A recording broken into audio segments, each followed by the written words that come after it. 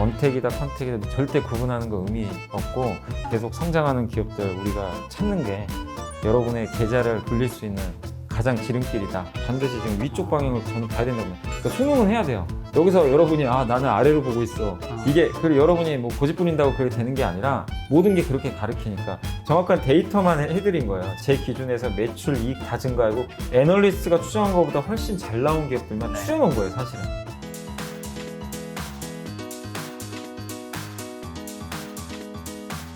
오늘 주제는 바로 염 차장과 함께하는 주식 3단 코너입니다. 요즘에 염 차장님이 사실 거의 유튜브 재테크계 조회수 치트키. 그런가요? 어느 채널에 나가도 조회수는 확보된다. 네. 뭐 3%, 김작가TV, 머니톡, ETF 트렌드, 또 그 EBS 투자증권에서도 네, 유튜브 저희 채널이 그 있다면서요? 이리온이라고 네. 이리온 스튜디오라는 채널이 있어요. 이제 저희 원래 좀 만든 지 꽤 됐는데 네네. 제가 이제 저희 윤조 센터장님이 제가 요즘에 또 치트킨 걸 아시고 네.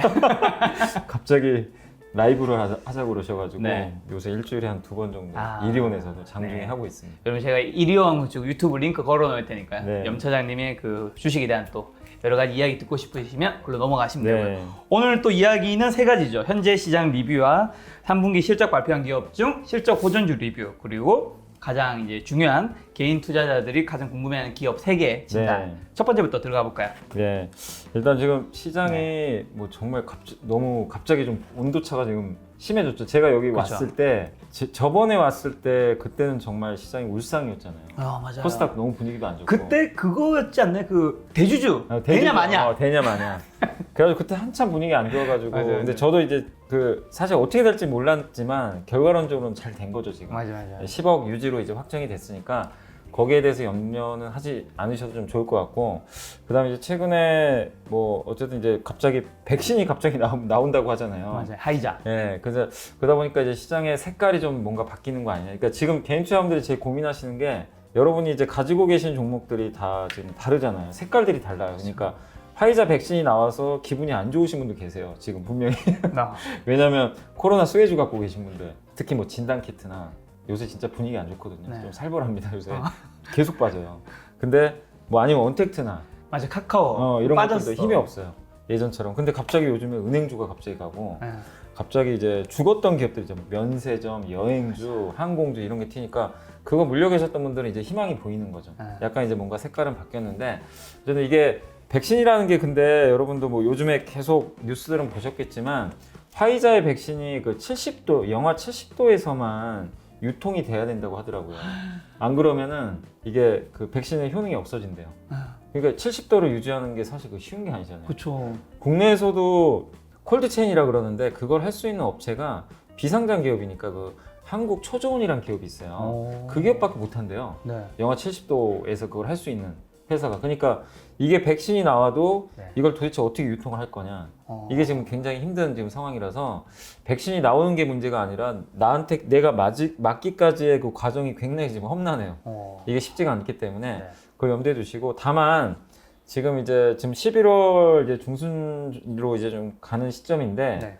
11월 말 정도에 뭐 정확한 날짜는 모르겠어요. 모더나라는 회사가 이제 조만간 발표를 한다고 했어요. 네. 백신 결과를. 근데 그 회사는 그 영하 70도까지는 아니더라고요. 좀 더 이제 높은 온도에서는 가능하니까 그 회사 제품이 만약에 나오고 그 다음에 아스트라제네카가 그 이제 다음 달에 또 백신 결과가 나와요. 네. 근데 만약 가장 좋은 시나리오는 세 개가 같이 나오면 진짜 이거는 이제 전 세계 대량 공급이 되는 거잖아요. 그쵸. 그러면 지금 우리가 생각했던 것보다 빨리 경제가 정상화될 수 있는데 네. 예를 들면 화이자 하나만 성공한다. 예를 들면 그 세 개 중에 하나만 성공하면 이 속도는 너무 늦어지겠죠. 우리가 기대했던 것보다. 그러면은 지금 이 상황 그대로 가야 돼요. 내년 상반기까지. 그러니까 백신이 나와도 그 예를 들면 화이자가 이번에 내년까지 만들 수 있는 백신 그 도즈라고 하는데 그게 13억 병 정도 된대요. 그러니까 한 사람이 두 병을 맞아야 돼요. 그럼 6억 병이잖아요.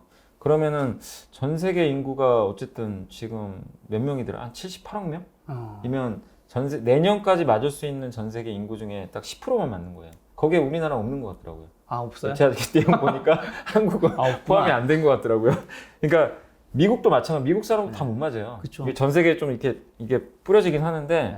그렇게 보면 만약에 화이자 하나만 성공한다면 이게 백신 나왔다고 언택트가 끝났다. 이게 옛날로 돌아가는구나 이렇게 생각하시면 절대 안 될 것 같아요. 백신이 나와도 정상화까지 가는 과정은 되게 험난해요 지금 솔직히. 그리고 아직 사실 화이자가 성공한 것도 아닙니다. 엄밀히 말하면. 왜냐하면 중간 결과를 발표한 거지 그렇죠. 완벽하게 그 최종 결과 나온 건 아니에요. 최종이 아니죠. 예, 최종이 아니니까. 근데 시장은 지금 마치 이제 뭔가 된 것처럼 움직여 버렸거든요. 그래서 여러분들이 생각하실 건 뭐냐면, 그러니까 요즘에 제일 많이 나오는 게 언택이냐 컨택이냐 막 나눠요. 너는 언택, 그러니까 언택이니까 백신 나왔으니까 보지 말자. 나는 이거는 컨택이니까 이제 된다. 이것만 사자. 이런 이제 이분법적으로 되게 나누는데 뭐 저는 절대 그렇게 하시면 안 된다고 생각하고, 언택이냐 컨택이냐 아무 필요가 없어요 지금. 왜냐면 백신은 어쨌든 나와 봐야 아는 거고, 나오고 나서 우리가 대응해도 좀 늦지 않는다 보고, 어차피 내년 하반기에요. 여러분들까지 이게 맞으려면 정말 시간 많이 걸립니다. 그리고 그거를 만드는데 생산량이 엄청나야 되잖아요. 전 세계 인구가 78억 명인데 그러면은 산술적으로 140억 병을 만들어야 되거든요. 예를 들면 그걸 어떻게 만들어? 지금 전 세계에서 그걸 만들 수 있는 제약회사 없어요. 사실 아무리 따져봐도 그 많은 캐파를. 그러니까 이게 몇 년은 걸린단 말이에요. 그러면은 우리가 코로나하고는 어쩔 수 없어요. 백신이 나와도 계속 가야 되니까 마치 언택트가 안 된다고 생각하지 마시고, 언택이든 컨택이든 간에 여러분이 가지고 계신 종목이 있으면 그거랑 무관하게, 그러니까 뭐 백신이 나오든 안 나오든 간에 내년도를 딱 여러분들이 상상을 했을 때, 그러니까 물론 백신이 나온다고 가정하셔도 돼요. 했을 때 앞으로 이게 좋아질 수 있는 기업인지, 아니면 이런 거죠. 컨택 기업 중에 여행주라고 치면 여행주가 만약 백신이 나왔어요. 한번 상상해 보세요. 옛날에 코로나 전으로 매출이 갈 수가 있을까요? 백신 나온다고? 저는 거기까지는 안 되겠죠. 저는 이제 아무리 생각해봐도 그게 안 되더라고요. 안 되는 것 같아요. 그러니까 여행을 가겠죠. 나와서 나 이제 맞았으니까 해외여행이 풀렸어요. 2주간 격리가. 그럼 사람들이 일시에 이제 떠나겠죠. 떠나지만 과연 옛날처럼 여행을 자주 갈 수가 있을까요? 전 그건 좀 불가능하다고 보거든요. 과거와 같은 이제 과거처럼 우리 여행 정말 많이 다녔잖아요. 해외. 그런 시대로 돌아가긴 정말 어려울 것 같아요. 이게 옛날처럼 완전한 정상으로. 그러니까 여러분들이 가지고 계신 종목 중에 진짜 코로나 이전의 매출을 달성할 수 있을지를 한번 잘 고민을 해보세요.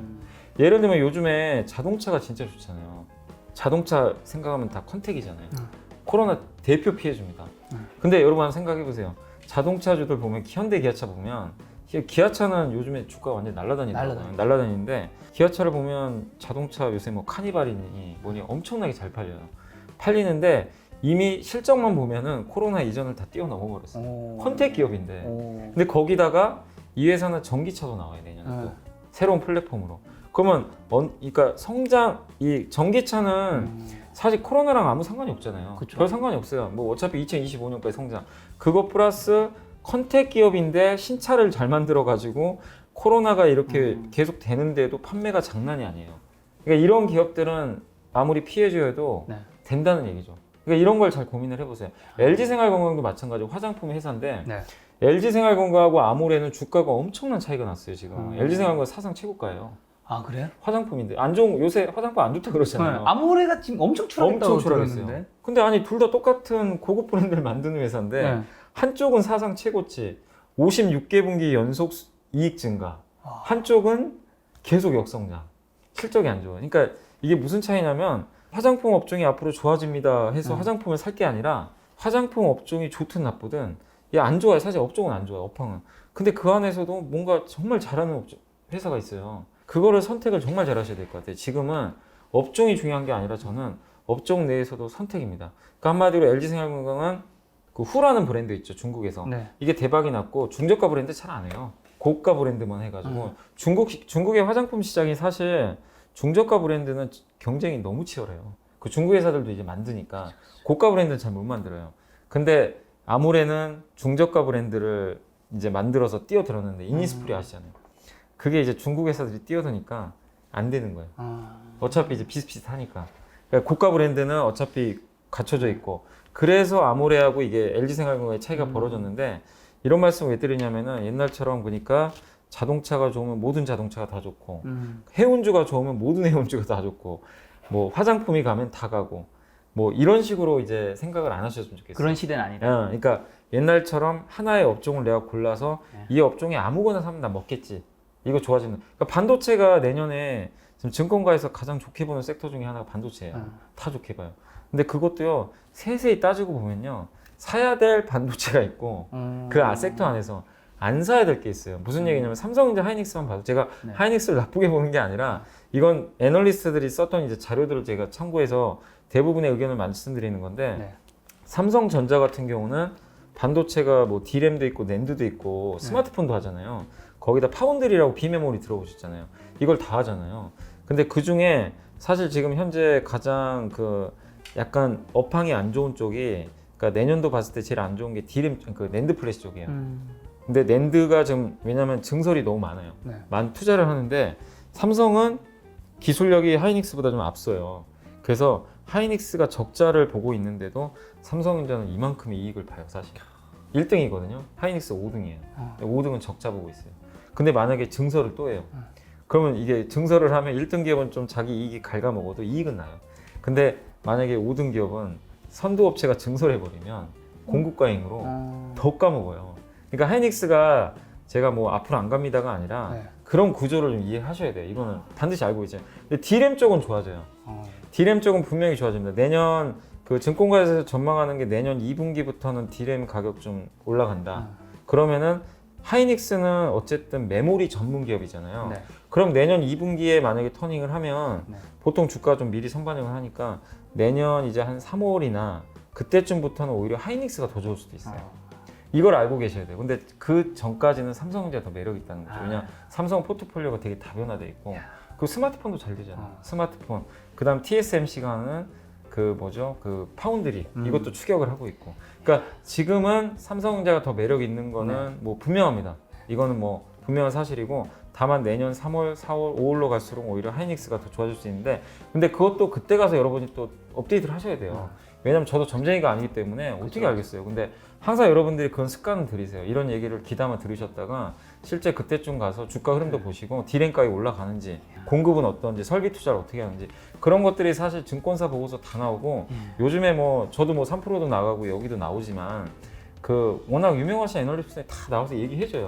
근데 그런 거를 귀담아 들으시는 게 좋아요. 귀담아 듣고 근데 맹신은 하지 마시고 직접 그거를 확인만 해보시라는 거예요. 데이터가 진짜 맞는지 그런 것들을 해보시면 됩니다. 그래서 정말 난이도가 어려워요. 옛날에는 그냥 반도체 좋으면 아유 난 그냥 하이닉스가 좋으니까 이거 살래 이게 아니에요. 이제 그 중에서도 골라야 돼요. 그리고 제가 말씀드린 대로 반도체 장비도요 잘 골라야 돼요. 뭐냐면 아까 제가 말씀드린 낸드는 투자 많이 한다 그랬잖아요. 네. D램은 투자를 일단 줄여요. 그러면 장비 회사는 투자를 많이 하는 게 좋잖아요. 삼성전자가 그 낸드 투자 많이 하면 낸드 플래시의 비중이 높은 회사는 좋을 수가 있어요. 투자를 하니까 장비를 많이 쓸 거 아니에요. 그러면 낸드 비중이 높은 장비 회사는 좋은데 D램 비중이 높은 장비 회사는 또 안 좋아요. 안 좋겠죠. 투자를 안 하니까 많이. 그러면 그 안에서도 반도체 아무거나 사면 안 되고 낸드 비중이 높은 거 사야 되겠죠. 이게 삼성전자가 4분기 IR에서 얘기를 해준 거예요.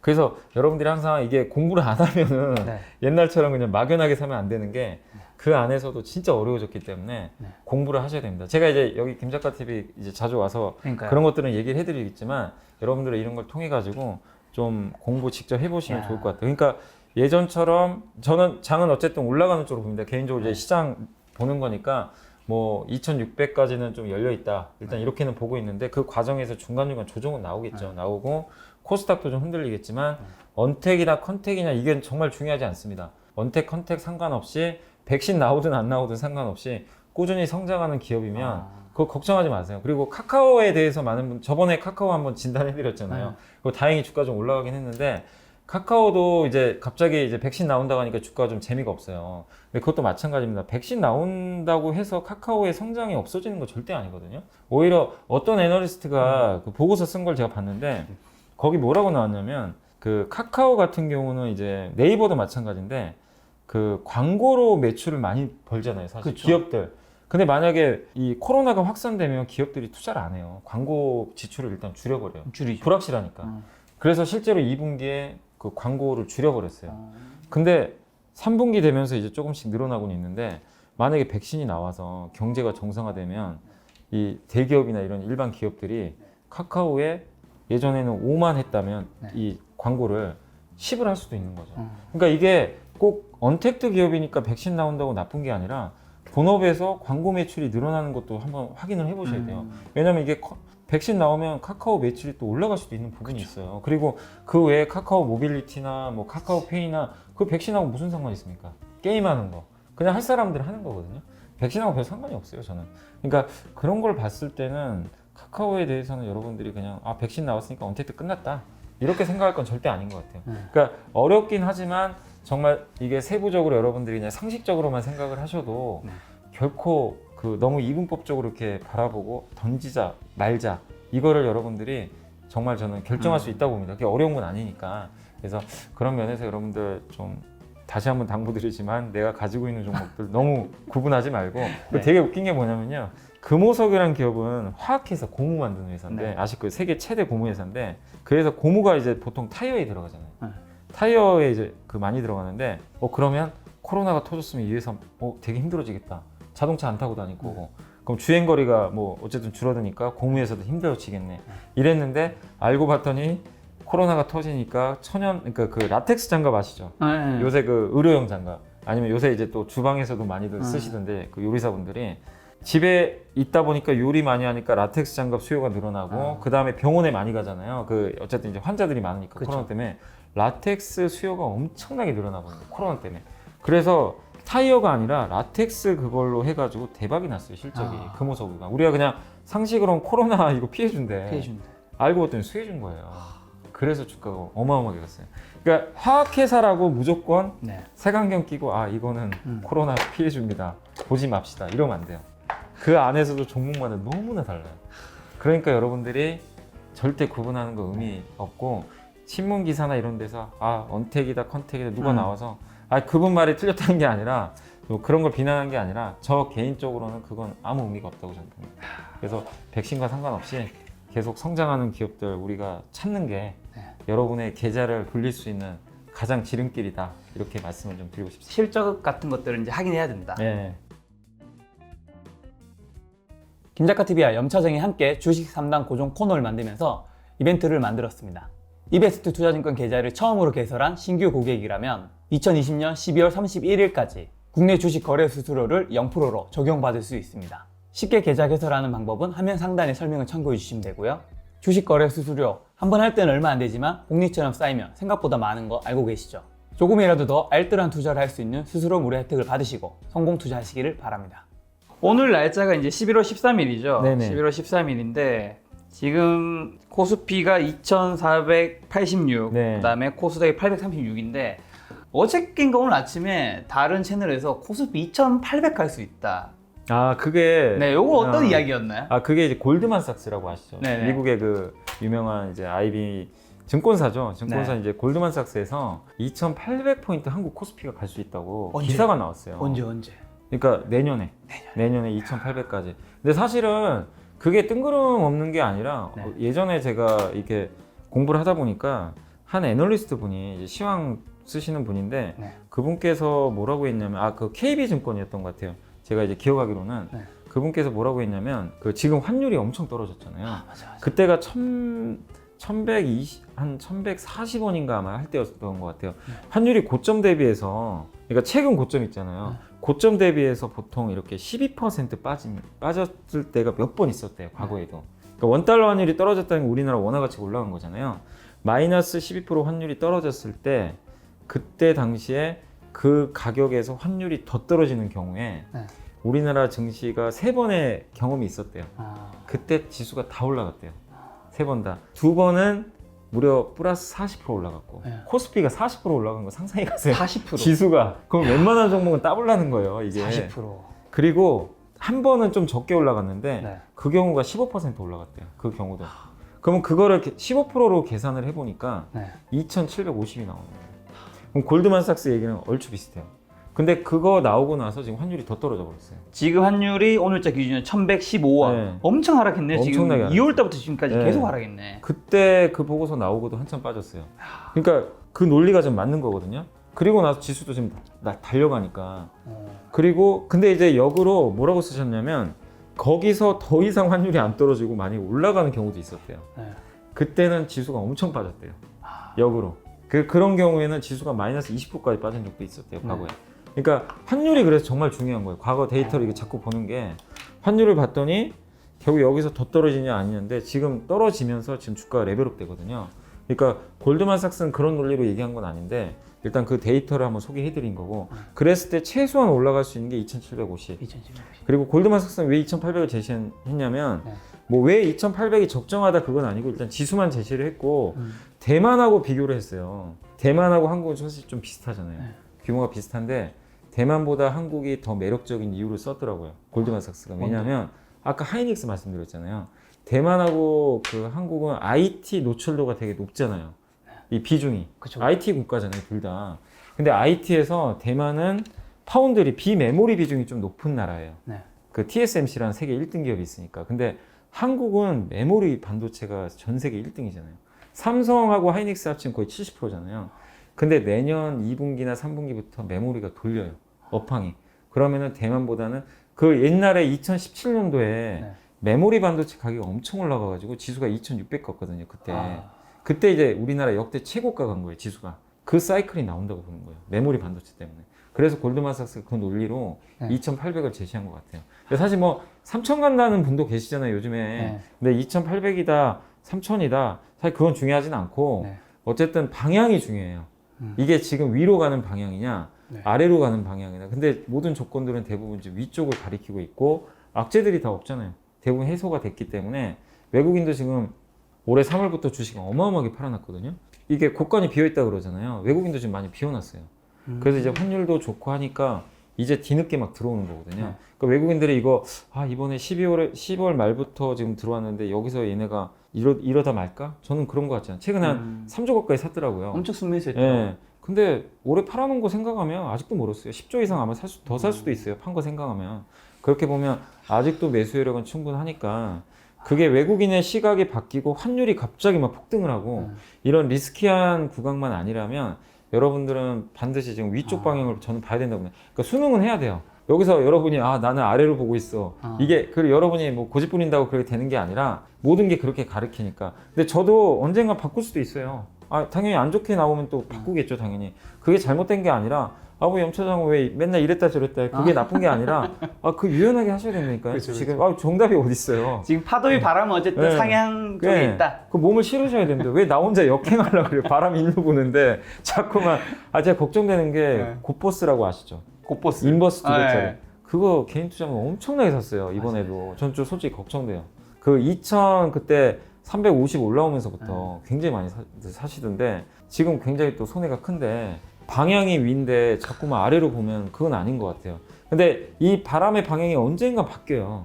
바뀌는 그런 신호들이 또 나올 겁니다. 네. 그러면 저도 이제 그걸 인정을 하고 또 말씀드리겠지만 아직은 전혀 그런 신호가 안 나와요. 음. 그리고 오늘 보니까 삼성전자가 62,800원이 최고가예요, 역대. 네. 저 오늘 지금 얼마인지 모르겠어요. 62,000 얼마더라고요. 지금 삼성전자 62,600원. 그럼 지금 200원 남았잖아요. 이거 만약에 삼성전자 또 왔다고 생각해보세요. 최고가 얼마였다고? 62,800원. 200원 지금 남았어요. 다 왔네. 다 왔는데 이거 넘기면 네. 제 생각엔 7만 원 보이거든요. 와. 그러면 지수가 2,600 가는 것도 사실 어려운 게 아니에요. 아니 저는 사실 되게 좀 좋은 게 제 고정 게스트가 네. 그 차장님 말고 또 한 명 더 계시잖아요. 냉철님. 냉철님. 냉철님도 그 지금 영상에 내용이 있어요. 뭐였냐면 삼성전자, SK 하이닉스 뭐가 더 좋냐? 둘 다 맑은데 SK 하이닉스가 약간 구름이 좀 꼈다. 그러셨구나. 지금 같은 의견이신 거잖아요. 같은, 예. 어쨌든 냉철님은 이제 전업 투자자분인 거고 네. 이제 차장님은 기간에 네, 계신 분인 네. 건데 어쨌든 입장이 좀 다른데 어쨌든 방향은 비슷한 것 네. 같아서.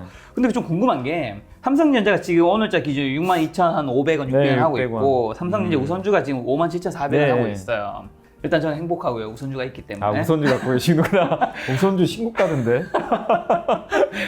수익 보고 있습니다. 네. 예전에 카카오의 수익 본 걸 좀 매도하고 이제 안전한 거였죠. 네. 근데 궁금한 게 원래 삼성전자, 삼성전자 우선주의 가격 차이가 한 10,000원 정도 났던 것 같아요. 네. 근데 지금 거의 5,000원 미만 원 거의 줄었어요. 이게 왜 이렇게 준 그게 거예요? 왜냐면 배당 기대가 때문에. 이제 얼마 안 남았잖아요. 그리고 우선주를 더 줄 줄 제가 모르겠는데 네. 1월 말에 IR을 해요. 기업 설명회 실적 발표 4분기. 네.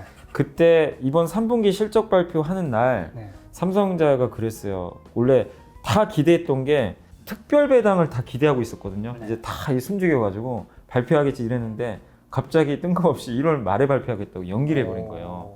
이제 너무 기대들을 했는데 그래서 그날 주가 빠져버렸어요. 실망해가지고. 네. 근데 1월 말이거든요. 네. 그럼 그날은 무조건 발표를 하게 돼 있습니다.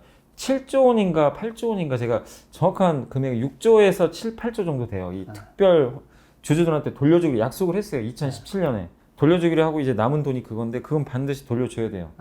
방법은 두 개입니다. 뭐냐면 배당을 주든가 배당을 주면 주당 1,000원 이상 일단 나와요. 네. 4분기 그러니까 연말 배당 제외하고 연말에 아마 320원 주거든요. 네. 그건 기본으로 무조건 주는 거고 그거 제외하고 1,000 얼마를 줄 거예요. 더 그걸 주든지 아니면 자사주 소각을 할 가능성이 있어요. 근데 자사주 소각하면 주당 가격이 올라가잖아요. 가치가. 오르죠. 예, 공급이 주니까 둘 중에 하나입니다. 근데 뭐가 나올지 모르지만 주주들한테 나쁠 게 없죠.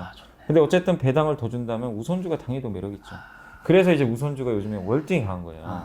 그래서 배당 근데 이거는 좀 기억하세요. 배당 이제 연말에 배당 받을 수 있는 그 마지막 날 이틀 전까지 주식을 갖고 있어야 배당을 받을 수 그쵸. 있죠. 그럼 그 다음 날 배당 날이잖아요. 그러면 오히려 그때는 좀 삼성전자가 더 강할 수도 있어요. 배당 효과가 끝나버리니까. 근데 요런 질문이 제 주변에 그 네. 질문 하더라고요. 네. 제가 차장님 여쭤보고 싶은 게 배당주를 투자할 때 네. 방금 전에 배당 낙 그 기준이 네. 있잖아요. 그러니까 그 전까지는 좀 오르잖아요, 주가가. 근데 나중에는 배당을 딱 지급하고 하면 주가가 떨어지잖아요. 네. 그래서 배당을 그 기준 날짜 전에 쫙 오를 때까지 갔다가 파는 게 오히려 나을 수 있다. 맞아요. 나중에 배당을 받는 것보다 실제로 이게 좀 얻은 게 더 이게 보면요, 과거에도 보면요, 예전에는 우리나라 배당주들 그 수익률이요, 배당 수익률이 보통 3%면 많이 준다 그랬어요. 많이 주죠. 기본이 다 1%밖에 안 됐어요. 그러니까 3% 이상 주는 배당주들 같은 경우는 연말에 배당락이면요, 주가가 이제 급락을 해요. 배당락날. 근데 그 후로 1월 중순까지 계속 빠져요.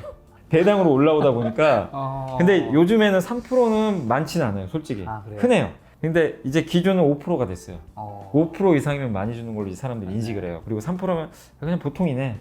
그래서 아마 배당 수익률 3%인 기업들 같은 경우는 뭐 그렇게 배당력 효과가 크진 않을 것 같은데 은행주들이 대부분 지금 5% 이상 주거든요. 맞아요.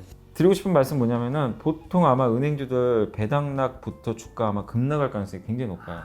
왜냐면 은행주는 솔직히 그렇게 투자 매력은 크진 않아요. 근데 요즘에 이제 금리가 올라가서 좀 좋긴 한데 대부분 많은 사람들이 에이, 안 되면 배당이라도 받지 뭐 이 생각으로 많이들 사시거든요. 그건 저는 좋은 전략을 생각해요. 주가가 워낙 바닥이니까 나쁠 건 전혀 없어요. 그래서 배당락 전까지 저는 은행주도 괜찮을 것 같아요. 근데 배당락 전에 그런 기대로 계속 오르면 오를수록 나중에 역효과로 배당락 후에는 주가가 굉장히 많이 빠질 수도 있어요. 그래서 만약에 배당 수익이 5% 노리고 돌아갔는데 내가 은행주를 샀는데 배당락 전까지 한 10% 수익이 났어요. 뭐 배당보다 한 2배, 2~3배. 그러면 차라리 파는 게 맞습니다. 팔았다가 주가가 이제 떨어진 그 거? KB금융이나 뭐 신한주주가 막 왕창 빠졌어요. 막 배당락 때문에. 그러면은 오히려 또 다시 사보는 것도 좋은 전략이에요. 그러니까 배당이라는 것도 여러분이 받을 배당이라는 게 이제 보장된 수익이지만 그렇죠. 아니 배당보다 2~3배 수익이 나 있어요. 만약에 시세 차익이. 파는 것도 나쁘지 않아요. 그렇네요. 그리고 왜냐하면 배당은 단점이 하나 있잖아요. 배당은 15% 떼가요. 세금 떼요.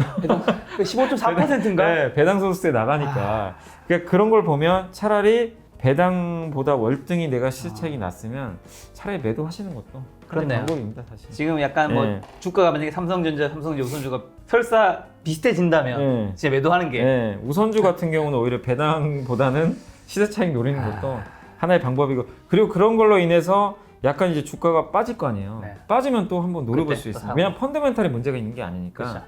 그런 것도 하나의 또 방법이니까. 제가 한번, 잘 고민해서 한번 그 날 전에 팔든지 고민해 보도록 하고 또 두 가지 더 궁금한 게 아까 전에 이제 환율이 떨어지면 우리나라 주가가 좀 오를 확률이 높다고 했는데 그게 왜 그런지 모르시는 분들이 많을 것 같아요. 좀 설명해. 이게 항상 그런 건 아니잖아요.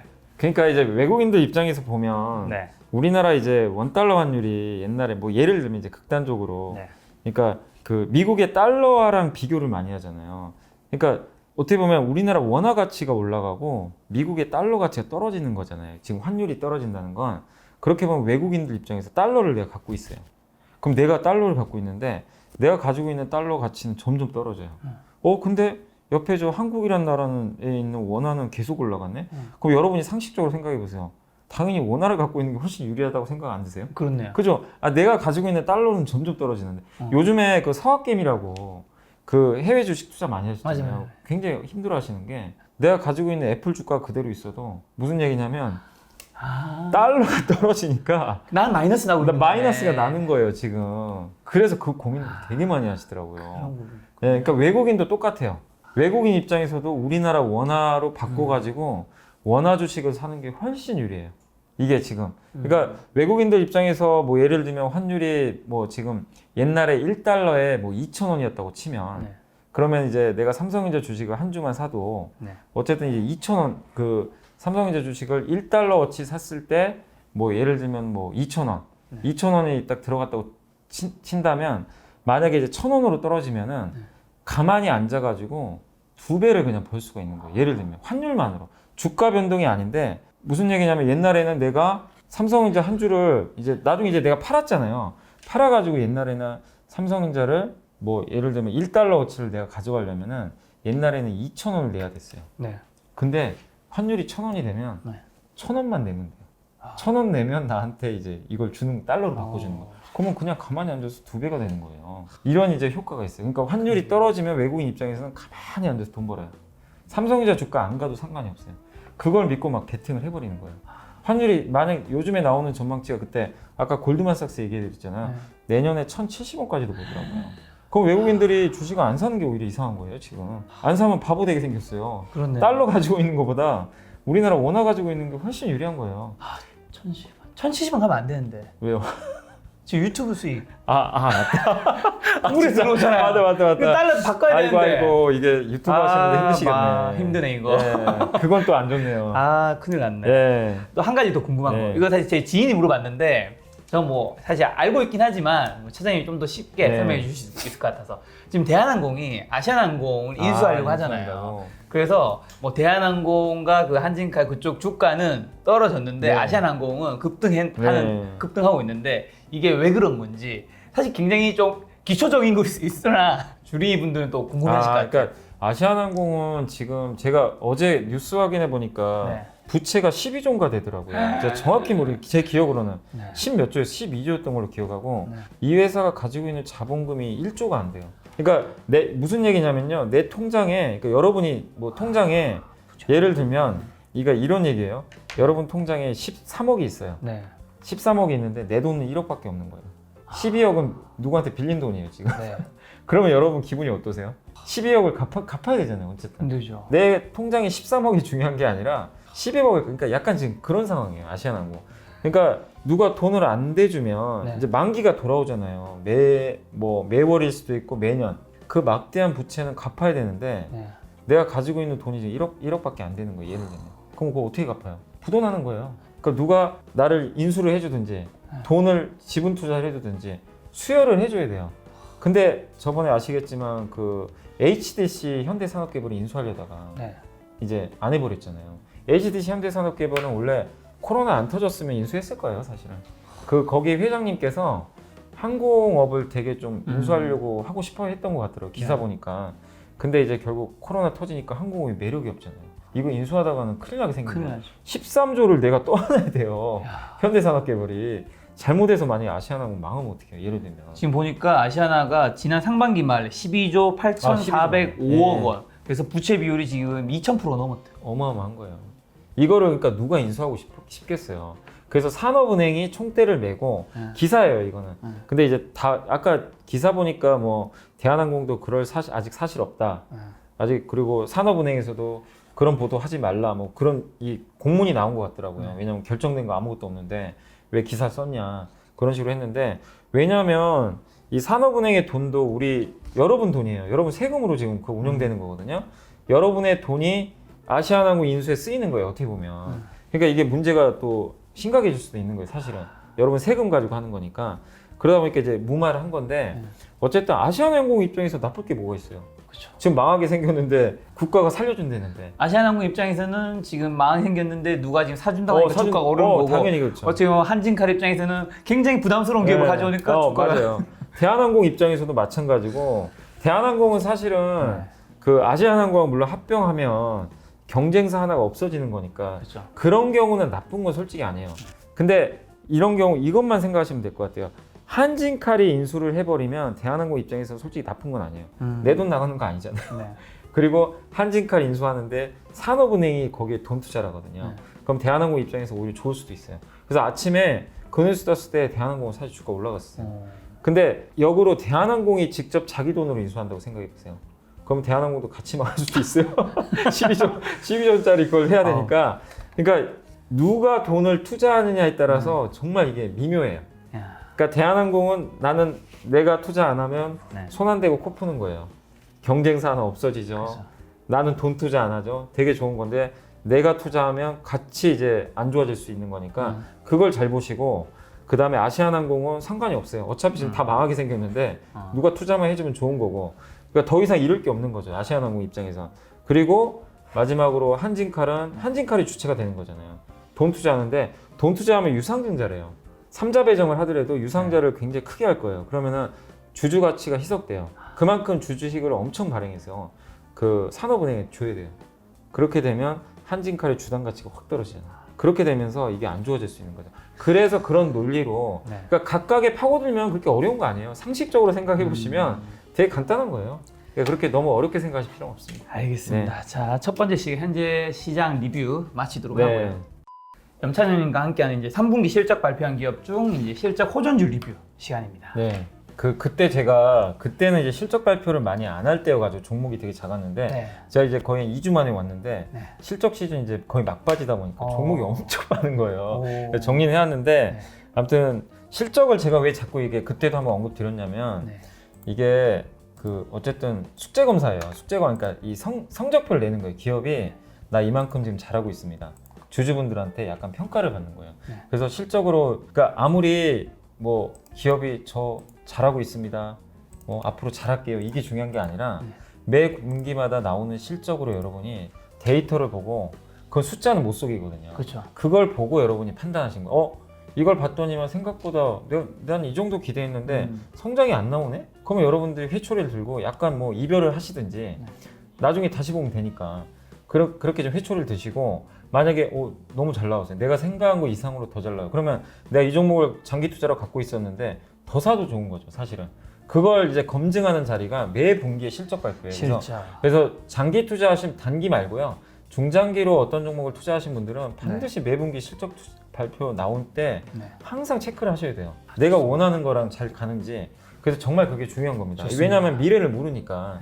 그리고 제가 지난번에 와가지고 4종목 한번 리뷰해드렸잖아요. 그쵸. 그래서 첫 번째가 기아차였는데 근데 다행히 4종목 저 이거 빠지면 어떡하나 걱정했는데 일단 그때 말한 종목이 4종이 뭐였죠? 기아차, 네. 삼성 SDI, 네. 삼성전기, 네. 자이SND 4개였는데 주가가 다행히 다 많이 올라갔더라고요. 다 올랐나요? 네. 그래서 다행이네. 다행입니다. 그때 기아차가 5만 원이었는데 지금 6만 원 넘었고 6만 원 넘었고 그다음에 삼성 SDI가 오늘은 좀 빠졌지만 한 44만 원이었는데 49만 원까지 한 50만 원 사실 넘었었어요. 55만 원까지. 그다음에 전기가 13만 3천 원이었는데 14만 5천 원까지 갔고 자이SND가 의외로 또 이것도 잘 모르시는 기업이었는데 중소형 건설 쪽 그때 8천 원 정도였는데 9,400원까지.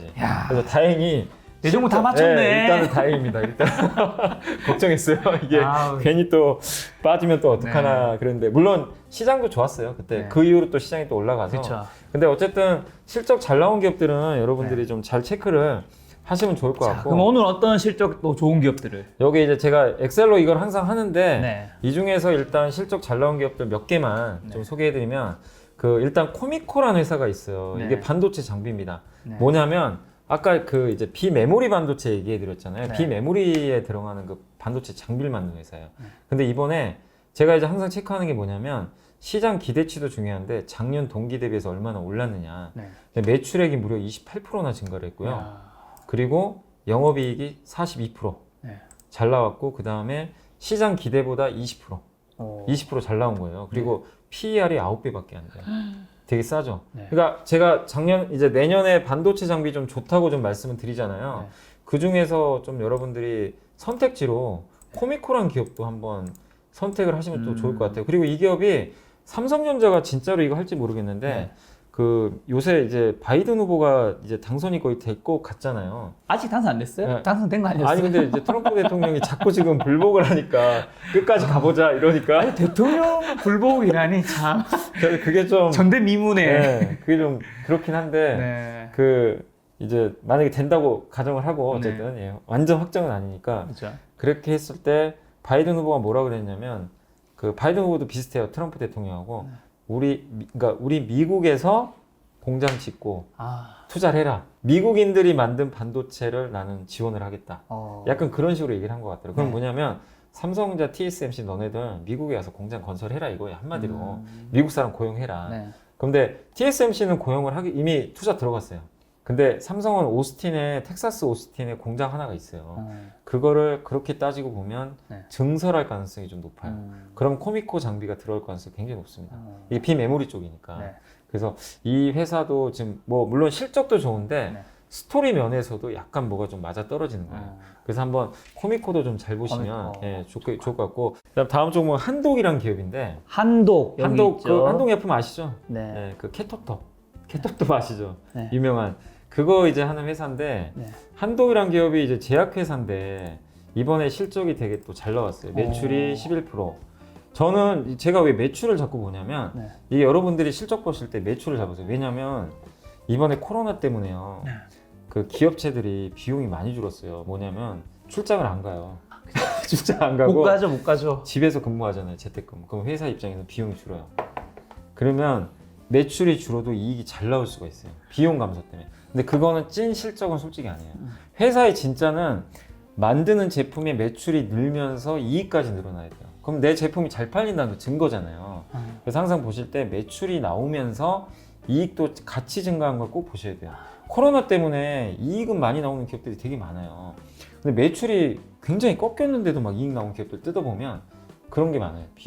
비용이 많이 줄어가지고. 그게 차장님이 전에 말씀해 주신 연속성. 네, 연속성. 있는지. 이 비용 줄어든 건 사실 네, 일시적인 맞아요. 거니까. 일시적일 수가 있으니까. 그래서 제가 여기 가져온 것도 다 매출 증가율이 무조건 나온 기업만 가져온 거예요. 그런 거 중에 이익이 증가한 것들. 네. 그리고 시장이 기대하는 거 있죠. 서프라이즈라는 게 네. 애널리스트가 추정한 것보다 더 얼마나 잘 나왔는지. 그런 것만 이제 가져온 건데 네. 한독도 마찬가지예요. 그래서 매출이 두 자릿수나 잘 나왔고 네. 영업이익도 31% 좀 잘 나왔고 네. 뭐 시장 기대보다 잘 나왔는데 이 기업이 되게 재밌는 회사인 게 뭐냐면요. 한독은 오픈 이노베이션이라 그래가지고 네. 제약회사들이 한미약품 같은 것도 자기가 직접 그 신약 개발하잖아요. 유한양행도 그렇고. 네. 근데 한독은 되게 특이한 게 자기가 직접 안 해요. 어... 비상장 그 벤처 기업들 있죠. 바이오. 네. 조그마한 회사들을 지분을 옛날부터 많이 투자를 해놨어요. 그 회사들을 투자를 해놓은 다음에 네. 걔네가 이제 임상을 하거든요. 걔네가 실패를 해도 별 상관이 없어요. 왜냐하면 지분을 좀만 투자했기 때문에 임상에 대한 리스크가 굉장히 적어요. 한 몇십억 날려버리면 되니까. 그런데 만약에 그 기업이 성공해서 대박이 났어요. 그러면은 그 지분표 평가율 얘가 받아가요. 대표적인 기업이 제넥신이라는 기업이 있어요. 제넥신이 시총이 한 2조가 넘어요. 네. 한독이 한 3천억밖에 안 될 거예요. 제넥신 지분 가치가 지금 4천억이에요. 이 한독이 가지고 있는 지분. 이 제넥신도 회사가 예전에는 작은 기업이었는데 네. 뭐 코로나 백신도 물론 내년에 아마 개발한다고 하는데 개발도 있고 여러 가지 뭐 제품들이 지금 이제 임상을 하는데 그게 성공 가능성이 높아지면서 주가가 엄청나게 올라간 거예요. 그래서 한독이 그 제넥신 효과를 톡톡히 본 거고, 그 다음에 레졸루트라고 저희가 이름이 기억이 나는데 뭐냐면 한독이 투자한 기업 중에 이번에 나스닥 상장을 준비하는 기업이 하나 있어요. 그것도 뭐 지혈증 치료제라고 하는데 네. 고혈압 관련해 가지고 아무튼 그 당뇨인가요? 아무튼 이제 거기에 관련된 치료제를 만드는데 네. 이제 미국의 나스닥에 직상장을 한다고 하더라고요. 그러니까 그것도 회사를 얼마 투자를 안 했어요. 근데 나스닥에 상장하면 뭐 최소 기본 10배 이상 나올 수가 있는 거니까 전혀 나쁠 게 없는 거죠. 근데 그런 회사들이 몇 개 더 있어요. 근데 그 중에 뭐가 성공할지 모르지만 한독은 그러다 보니까 제약회사는 맞는데 바이오 기업을 벤처 투자를 한 되게 좀 독특한 기업이에요. 약간 벤처 캐피탈 같은 느낌이 나요. 그리고 기존에 한독은 또 그 케토톱이나 이런 제품들 어쨌든 잘 팔리잖아요. 그걸 기본으로 깔고 신약 개발은 다른 회사한테 맡겨가지고 잘 되면 좋고 안 돼도 리스크는 적고 굉장히 독특한 비즈니스를 하고 있어요. 근데 실적도 잘 나오니까 차라리 그러니까 여러분들이 바이오 기업 투자하실 때 되게 위험하잖아요. 이게 실패할 수도 있다는 그런 뭐 리스크도 너무 큰데 한독은 그런 리스크에서 되게 자유로운데 성공하면 간접적인 효과까지 받을 수가 있는 거죠. 그래서 한번 한독 같은 기업들도 여러분들이 한번 좀 잘 눈여겨보시면 좀 좋을 것 같아요. 좋습니다. 예. 지금 코미코 반도체 장비 그렇죠. 첫 번째 예. 한독 제약주. 한독도 한번 다음 보시고 뭔가요? 그 다음에 이제 보실 게 동원 F&B. 동원 F&B. 이 음식료라 진짜 재미없어요. 막 주가도 안 가고 동원 산업 뭐 밑에도 같이 있는데 네. 뭐 어쨌든 그 요새 음식료가 이거 대표적인 또 언택트 수혜주잖아요. 네. 사실은 사람들이 밖에 안 나가고 집에서 뭐 가공식품 먹고 하니까 동원 F&B가 스타키스트라고 있어요. 그 미국에 동원 F&B랑 동원 산업 같이 말씀드릴게요. 네. 이 뭐냐면 이제 그 동원 산업이 아마 투자했을 거예요. 동원 산업이 그 미국의 스타키스트라는 그 참치캔 만드는 회사가 하나 있어요. 그 회사에 좀 투자를 했는데 그 회사가 실적이 어마무시하게 나온 거예요. 왜냐? 미국 사람들이 밖에 안 나가고 다시 통조림만 먹는 거예요. 사 먹으니까. 네, 그래가지고 참치캔이 대박이 난 거예요. 그 국내 동원 FM이 국내잖아요. 그 참치 하면 어쨌든 사조도 있지만 원조는 사실 동원이잖아요. 그렇죠. 엄청나게 잘 팔린 거예요. 근데 이게 이제 저도 고민을 해봤어요. 이게 만약에 그 사람들이 이제 집 밖에 나가면 참치캔 안 먹을까? 전 그런 생각은 안 들더라고요. 왜냐면 안 먹던 사람이 먹기 시작을 했는데 코로나 백신이 나와서 집 밖에 나간다고 옛날보다 물론 수요가 좀 줄 수 있다 하더라도 새롭게 이번에 접하신 그 미국 사람들도 분명히 많이 있을 거란 말이에요. 전 스타키스트를 통해 가지고 그러면 그 사람들이 내년에 백신 나왔으니까 참치캔 맛있게 먹었는데 나 안 먹을래. 그럴 것 같진 않더라고요.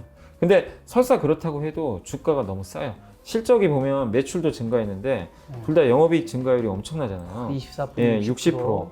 거기다 서프라이즈 비율도 16%. 예, PER이 6배밖에 주가 너무 안 갔어요. 그러니까 저는 기본적으로 이런 기업들은 잘 나왔는데 너무나 안 갔어요. 그래서 이런 기업들 투자해서 크게 나쁠 것 같진 않아요. 그러니까 엄청난 퍼포먼스가 나온 데가 아니라 여러분 계좌에 이렇게 안정적인 회사도 한두 개 있으면 좋을 것 같아요. 같이 주라 그러는데 되게 싸면서 이익도 증가하는 그런 기업인데 아무도 관심이 없어요. 도대체가 이게 아니 왜 이렇게 버려지고 있는지 사람들이 제 생각에 관심이 없는 것 같더라고요. 왠지 뭔가 동원 그룹 하면 아주 뭔가 무겁고 그렇죠. 성장도 안 할 줄 좀 옛날 산업 같고. 예. 근데 숫자는 나오잖아요. 그래서 숫자는. 저는 이런 기업들을 한번 좀 잘 보시면 네. 좀 좋을 것 같고 그다음 그 밑에 보면 KTNG KTNG. 진짜 대표적인 사람도 관심 없는 진짜 되게 오랜만에 들어보네요. 이거 왜 하지? 네. 근데 저 깜짝 놀란 게 물론 서프라이즈는 9% 나왔는데 네. 저는 KTNG가 역성장 나올 줄 알았어요, 솔직히. 매출하고 이익이 증가를 했더라고요. 왜냐면 담배는 담배 회사잖아요. 그렇죠. 담배 인삼도 팔고 홍삼 같은 거 파는데 이거 해가지고 사람들이 뭐 얼마나 피는 사람은 매년 고정돼 있으니까 그래서 생각보다 안 될 줄 알았더니 의외로 코로나랑 상관없이 어쨌든 매출액이 나왔고 제가 이번에 원래 이 회사의 지금 이제 주력 제품 중에 하나가 전자담배잖아요. 그렇죠. 권련형. 근데 권련형 같은 경우는 이번에 뭐 국내에서는 KTNG가 이제 압도적 1위고 필립 모리스가 먼저 출시한 걸로 제가 알거든요. 제가 담배를 저는 안 펴요. 그래서 그쪽에 대해서는 제가 좀 전문가는 아니지만 보고서나 이런 거 들어보니까 전 세계에서 가장 권련형 전자담배 시장이 제일 큰 데가 일본이라 그러더라고요. 전 미국인 줄 알았어요. 근데 미국 같은 데는 뭐 액상담배 같은 거 많이 피나 봐요. 전자담배. 근데 일본이 권련형이 1위고 2위가 러시아고요. 3등이 한국이에요. 의외로 우리 한국이 이게 큰 시장이네요. 전자담배 권련형이 엄청 크더라고요. 근데 KTNG가 러시아 말고 이번에 또 일본에 처음 진출을 했어요. 10월 말에 제가 그 기사를 봤어요. 드디어 일본 시장이 뛰어든대요. 얼마나 성공할지 모르지만 일본 시장이 압도적인 규모로 전 세계 1등입니다. 그럼 거기에 진출해서 밑져야 본전 아닌가요? 어쨌든 저는 그게 의미가 있다고 봐요. 일본 시장에서 어느 정도 좀 점유율만 나와도 이게 큐라 그러는데 매출이 늘어날 수 있는 그런 구조가 생겼고 그다음 KTNG가 주로 해외에 제일 많이 수출하는 국가 중에 하나가 중동 지역. 중동 지역은 이제 전자담배보다 그냥 일반 담배 있죠. 관련 담배를 많이 판매하는데 그쪽 매출도 의외로 좀 많이 늘어났어요. 그리고 필립 모리스가 해외 쪽 있죠. 전자담배를 판매할 때는 필립 모리스가 KTNG 걸 대신 팔아줘요. 유통망에서. 필립 모리스 아시겠지만 전 세계 담배 1등 기업이잖아요. 걔네가 유통망으로 대신 팔아주니까 KTNG 입장에서 나쁠 거 없는 거죠. 그리고 주가 뭐 한번 나중에 차트 보시면 아시겠지만 정말 완전 표현이 그렇지 쩔어 있어요. 완전히 그냥 옆으로만 가고 있는데 정말 안 갔습니다. 근데 이 회사 배당을 많이 줘요. 배당 수익률 은행만큼 줍니다. 5%. 그러니까 여기서 KTNG를 나쁘게 봐서 뭐하지? 전 또 이 생각 들더라고요. 네. 실적이 안 좋으면 뭐 제가 뭐 굳이 얘기 안 하겠지만 그래서 한번 KTNG도 뭐 나쁠 거 없다. 진짜 안 갔죠. 네. 주가 엄청 쩔어 있네. 정말 완전 쩔어 있어요. 왜냐하면 성장 못할 것 같으니까. 근데 성장을 못할 수 있다 하더라도 단지 지금은 또 가격이 싼데 기업의 실적 좋잖아요. 그래서 한번 KTNG도 눈여겨 보시는 게 좀 한국인삼공사는 KTNG에 속해 있는 건가요? 담배 인상공사니까 홍삼이 들어가 있어요. 건강기능식품. 어떻게 보면 근데 코로나 때 면역력 때문에 네, 홍삼이 많이 풀렸어요. 판매율이 좀 네, 높아졌을 것 근데 같은데. 홍삼 쪽은 기대보다 못했던 것 같더라고요. 네, 생각보다. 그래서 지금 이번에 좀 잘 나온 건 담배라고 하는데 어쨌든 뭐 홍삼은 잘 팔리니까 기본 베이스로 깔고 KTNG의 주가를 결정하는 건 어쨌든 제 생각에 전자담배 같아요. 전자담배가 얼마나 앞으로 더 팔리냐. 근데 설사 지금 실적만 유지해도 워낙 싼 거니까 나쁠 건 없는 것 같습니다. 네. 자, 그리고 원래는 카카오를 얘기하려고 했는데 카카오는 제가 저번에 한번 네. 진단을 해드렸잖아요. 지난번에 얘기해 주셨죠. 네, 그래서 뭐 그냥 간단히만 설명드리면 여기 숫자 보시면 아시겠지만 엄청 잘 나왔어요. 아, 좋아요. 제가 카카오를 좋게 밖에 볼 수가 없는 게 영업이익 증가율이 103%, 103%, 매출 증가율이 41%. 41%. 이게 무슨 뭐 지금 여러분이 상상하시는 그 이상으로 너무 잘 나오는 거예요. PER은 비싸지만 네. 그러니까 우리가 그냥 일단 좀 이거는 인정을 해주자. 네. 이렇게 좀 말씀을 드리고 싶고 그리고 그 밑쪽으로 좀 가보시면 제가 좀 특이했던 기업이 SPC 삼립입니다. SPC 삼립. 그 파리바게뜨. 아, 이 빵. 빵 아시죠? 빵. 이 기업도 엄청 쩔어있던 기업인데 아, 무슨 영업이익 증가? 472%. 숫자 잘못 넣은 거 아니에요? 아닙니다. 72%인데? 네, 아닙니다. 깜짝 놀랐습니다. 야. 그러니까 이게 SPC 삼립이 2014년도인가요? 13년도에 네. 주가가 10배 갔어요. 그때 왜냐면 그때 파리바게뜨 체인점이 엄청나게 늘어나는 시기예요. 그러니까 우리가 그냥 SPC 삼립 보면 그냥 삼립 호빵 생각하잖아요. 빵 팔던 거 생각했는데 저도 그 당시엔 이 회사가 뭐가 매력이 있어서 같이 그래 알아봤더니 그 당시에 그 자영업 하시는 분들이 프랜차이즈로 파리바게뜨를 그렇게 많이 했어요. 그때는 사실 뚜레쥬르도 유행 엄청 성공했을 때였어요. 요즘에 뚜레쥬르가 좀 하향세잖아요. 근데 그 당시 그래서 이제 이 두 회사가 뭐 엄청나게 내가 1등이니 2등이니 해가지고 엄청 출점해가지고 갔는데 그 후로 이제 경쟁이 치열해지고 이제 빵가게에 포화되니까 주가는 다시 엄청나게 빠졌는데 그래서 정말 주가도 못 갔고 SPC 삼립 대표적인 컨택 회사잖아요. 빵집도 여러분들 예전만큼 잘 안 가시잖아요. 그렇죠. QR코드 다 인증해야 되니까 또 귀찮아서 안 가더라고요. 귀찮기도 사람들이. 하고 예전처럼 저도 예전에 빵집 파리바게뜨 자주 갔거든요. 근데 코로나 터지고 나서 잘 안 가게 되더라고요, 솔직히. 근데 그래서 주가가 엄청 눌려 있었는데 이번에 생각보다 SPC 삼립 그 빵 매출액이 좀 생각보다 잘 나온 거예요. 의외로 잘 나왔고 삼립 그 편의점에 들어가는 빵도 나쁘지 않았고 그리고 이번에 좀 되게 특이했던 게 제가 보고서 보고 처음 알았는데 가평유괴소라고 아세요? 아, 알죠. 가봤어요. SPC 삼립이 운영하잖아요. 거기서 운영을 하고 있는데 이게 원래 되게 좀 안 좋았대요. 네. 실적의 마이너스 요인인데 네. 이번에 그 해외여행을 사람들이 못 가잖아요. 요즘 휴게소에 사람 엄청 나더라고요. 그러니까 국내 여행을 가니까 이 휴게소가 바글바글하대요. 특히 여름 휴가 때. 그래서 SPC 삼립이 가평 휴게소 이번에 매출이 점프를 한 거예요.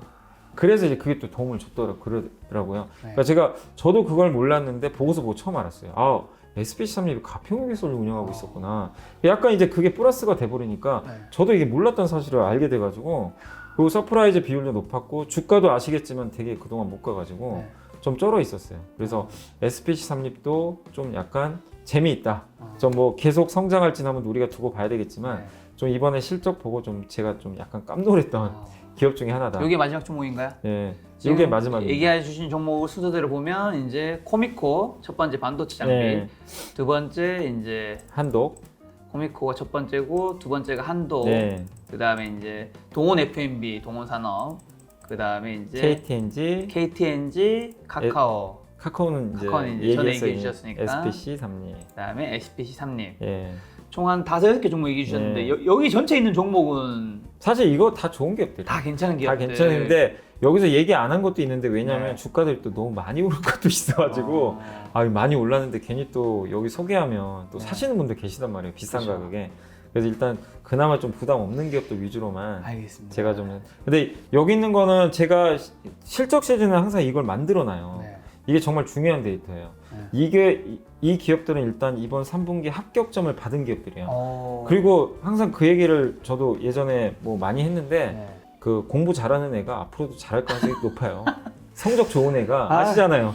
인생의 불변의 진리입니다. 공부 못하는 친구가 공부를 잘하는 확률은 그렇게 많지 않아요. 맞아요. 예. 잘하던 친구가 그리고 못하던 친구 중에 여기 들어온 애도 있어요. 그럼 그 회사가 3분기에 갑자기 잘했잖아요. 4분기까지 잘하면 이제 얘는 그렇죠. 앞으로 계속 잘할 가능성도 높아요. 사실 잘하는 친구 안에서 더 잘할 친구를 찾는 확률이 못하는 네. 친구에서 잘할 친구 맞습니다. 확률보다 훨씬 높겠죠. 네, 맞습니다. 그래서 제가 오늘 차장님이 준비해 오신 기업이기에 총 한 20개 기업 정도 되는 것 같은, 네. 한 2, 30개 정도 기업 네. 되는 것 같은데 요거 제가 이미지 파일로 띄워 놓을 테니까 여러분들이 뭐 거기 뭐 혹시 네. 뭐 파일 같은 거 링크 가능하시면 네. 저는 뭐 이거 괜찮습니다. 네, 이미지 파일로 띄워 놓을 테니까 네. 여러분들 요거 투자하지 마시고 투자의 참고. 참고입니다. 참고. 참고. 저는 이 데이터 이게 정확한 데이터만 해드린 거예요. 제가 네.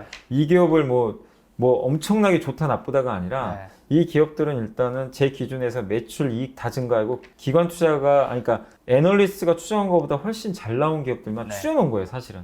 그 안에서 그리고 오늘 소개해드린 기업들은 그나마 좀 네. 주가가 약간 부담 없는 기업들 위주로만 소개해드렸으니까 여러분이 반드시 공부를 해보시고 네. 괜찮다 싶으면 투자를 하시는 게 낫지 좋습니다. 그냥 뭐 무조건 네. 괜찮다고 하니까 사진은 자, 마시게 오늘 좀 말씀하신 바라겠습니다. 코미코, 한독, 동호FM이, 동호산업, KTNG, 카카오, SP3님까지 또 우리 사장님과 보름 뒤에 보잖아요. 네. 보름 뒤에 이 주가는 지금 어떻게 되어 있을지 네, 아니 뭐 빠지면 빠진 대로 또 얘기해야죠. 한번 보도록 네. 하겠습니다. 이베스트 투자증권 염승한 차장님과 함께하는 이제 세 번째 시간 개인 투자자분들이 가장 궁금해하는 기업 종목 네. 이제 진단해 주신 네. 시간이죠. 오늘 또 어떤 종목? 오늘은 준비해 오셨나요? 그 세 가지인데요. 네. 제가 보니까 근데 여러분 있잖아요. 그거 적어주실 때 제가 그 요거 채택 들려면 그냥 말씀드리고 싶은 건 뭐냐면 네. 너무 작은 건 적지 마세요. 저도 그 힘들어요. 그러니까 너무 중소형 너무 그쵸. 작은 사이즈는 맞아요. 시청자분들이 댓글 남겨주시는 종목이 너무 작은 거는 우리가 이제 좀 쉽지 않다. 네, 솔직히 쉽지 않고 네. 왜냐면 또 저도 사실 좀 어려워요. 왜냐면 그런 종목들은 그쵸. 저도 내용을 잘 모르고 정보도 별로 없고. 그리고 이제 보통 그 애널리스트 보고서 애널리스트 분들이 하시는 역할이 기업을 이제 빠삭하게 제가 다 분석을 해서 올리는 그쵸. 거거든요. 그래서 되도록 이제 보고서 있는 좀 사이즈 있는 기업들 위주로 올려주시면 네. 저도 좀 답변 드리기가 좀 더 수월하니까 왜냐면 정보가 많이 노출돼 있으니까 그렇죠. 편한데 너무 작은 기업은 이게 아예 정보 자체가 이게 찾을 수가 없어요 사실은. 그래서 조금 사이즈 큰 거 위주로. 그리고 또 사실 너무 작은 종목은 채널에서 다루기도 좀 부담스러워요. 맞아요. 괜히 이게 했다가 네. 사실 조회수가 차장님 찍으면 보통 한 10만, 20만 나오잖아요. 그러면 주가가 약간 출렁이 우리가 의도치 않게 리딩방이 될 수도 네, 맞아요. 있어요. 그래서 되도록 조금 사이즈 크고 네. 조금 이슈화 될 수 있는데 뭐 걱정되는 거나 네. 아니면 뭐 앞으로 좋게 보시는 것들 좀 큰 종목 위주로 알겠습니다. 올려주시면 제가 좀 채택을 하도록 하겠습니다. 첫 번째 종목 시작해 주시죠. 네, 오늘 이제 첫 번째 종목은 그 KMW입니다. 네, KMW. 5G 장비 뭐 다 통틀어서 네. 이게 사실은 제가 정말 그때 카카오랑 네. 뭐 첨보 한번 말씀드렸잖아요. 네. 그 진단 한번 해드렸는데 그 후에 제가 제일 많이 상담 받은 게 이거예요. KMW. 정말, 네, 그러니까 증권사에 있을 때도 상담 많이 받았고 네. 댓글 보니까 이거 5G 정말 많이도 올려주시더라고 궁금하다고. KMW 어쨌든 네. 기업 내용부터 뭐 간단히 설명을 해드리면 네. 이제 이 회사 아시죠? 통신 장비 회사입니다. 네. 통신 장비 회사고 이 회사가 하고 있는 사업부가 RF하고 LED 부분이에요. LED는 이제 조명인데 네. 매출 비중에서 조명은 사실 거의 의미 없어요. 음. LED 조명은 거의 그냥 안 한다고 보시면 되고 네. 주로 하고 있는 게 이제 거의 그 RF 장비. 이게 무선 주파수.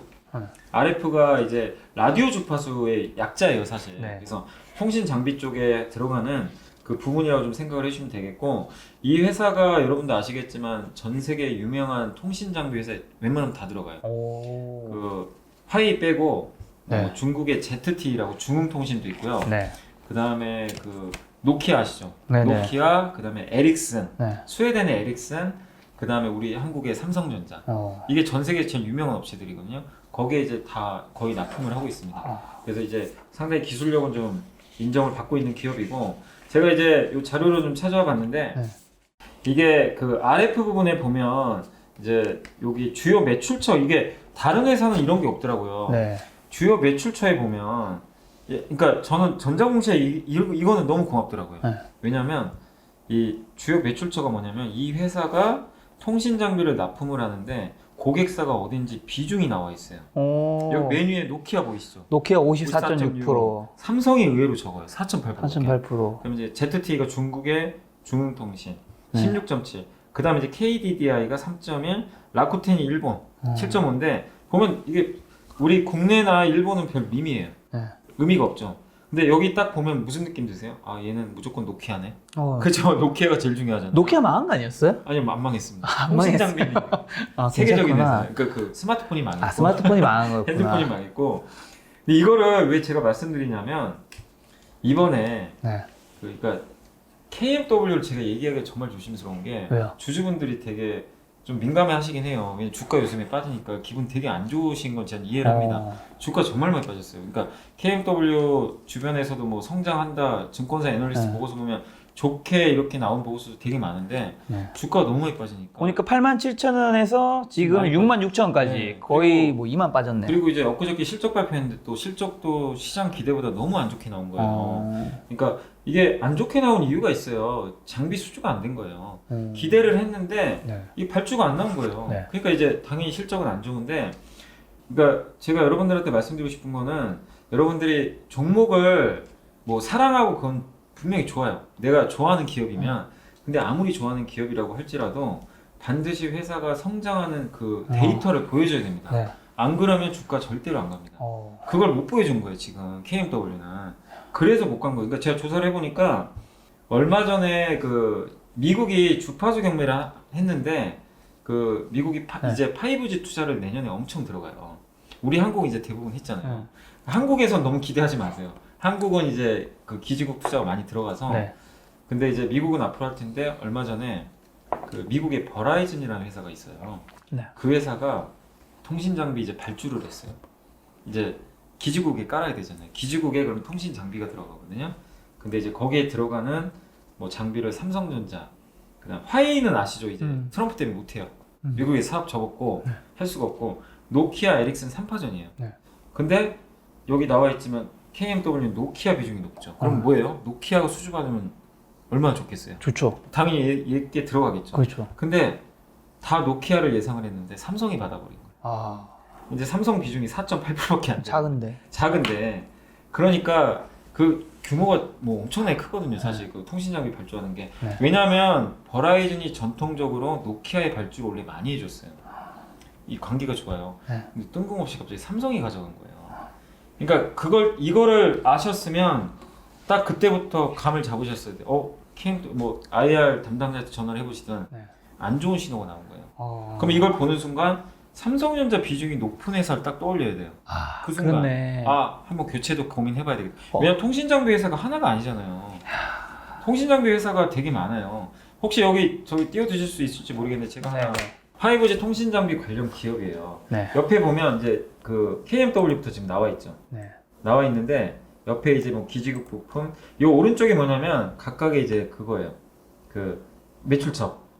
근데 KMW 보세요. 삼성, 노키아, 에릭슨, 중흥통신 되게 많죠. 네. 근데 이제 매출 비중이 나온 거는 사실 그 노키아 이렇게 KMW가 좀 잘 나왔지만 네. 다른 회사들은 좀 잘 안 나와서 제가 이제 뭐 증권사 보고서나 그런 거 좀 보긴 했는데 옆에 보면 그 에이스테크 밑에 보이시죠? 네. 에이스테크는 삼성하고 에릭슨 비중이 되게 높아요.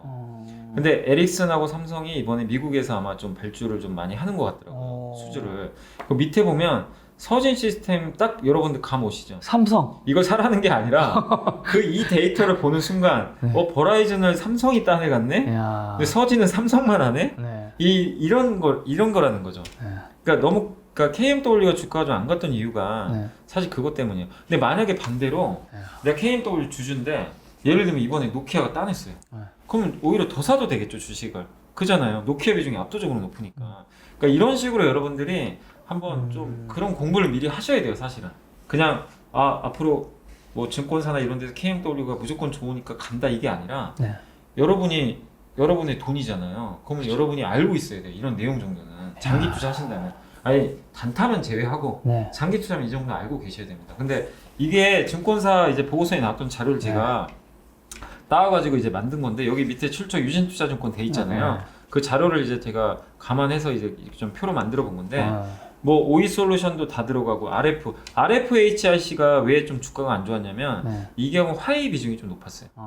그래서 주가 많이 화웨이 재질 들어갔잖아요. 그게 좀 안 좋았고 밑에 보면 뭐 중계기나 이런 거는 이제 통신사에 직접 납품하는 회사들이고 밑에 이제 또 이노와이어리스는 뭐 스몰셀, 뭐 DTNC 뭐 이런 것들이 있는데 어쨌든 이제 이런 거를 여러분들이 통신 장비 투자하신 분들은 일단 이건 알고 계셔야 돼요. 이 회사는 어디에 납품을 하고 나는 매출 비중 모르겠다. 야. 그러면 내가 에이스테크를 갖고 있다. 그러면 회사에 전화를 해보세요. 삼성 비중이 높습니까? LX 비중이 높습니까? 안 알려주면 할 수 없지만 알려주는 경우도 있으니까. 그쵸. 왜냐면 KMW는 여기 전자공시로 알려주잖아요. 그쵸.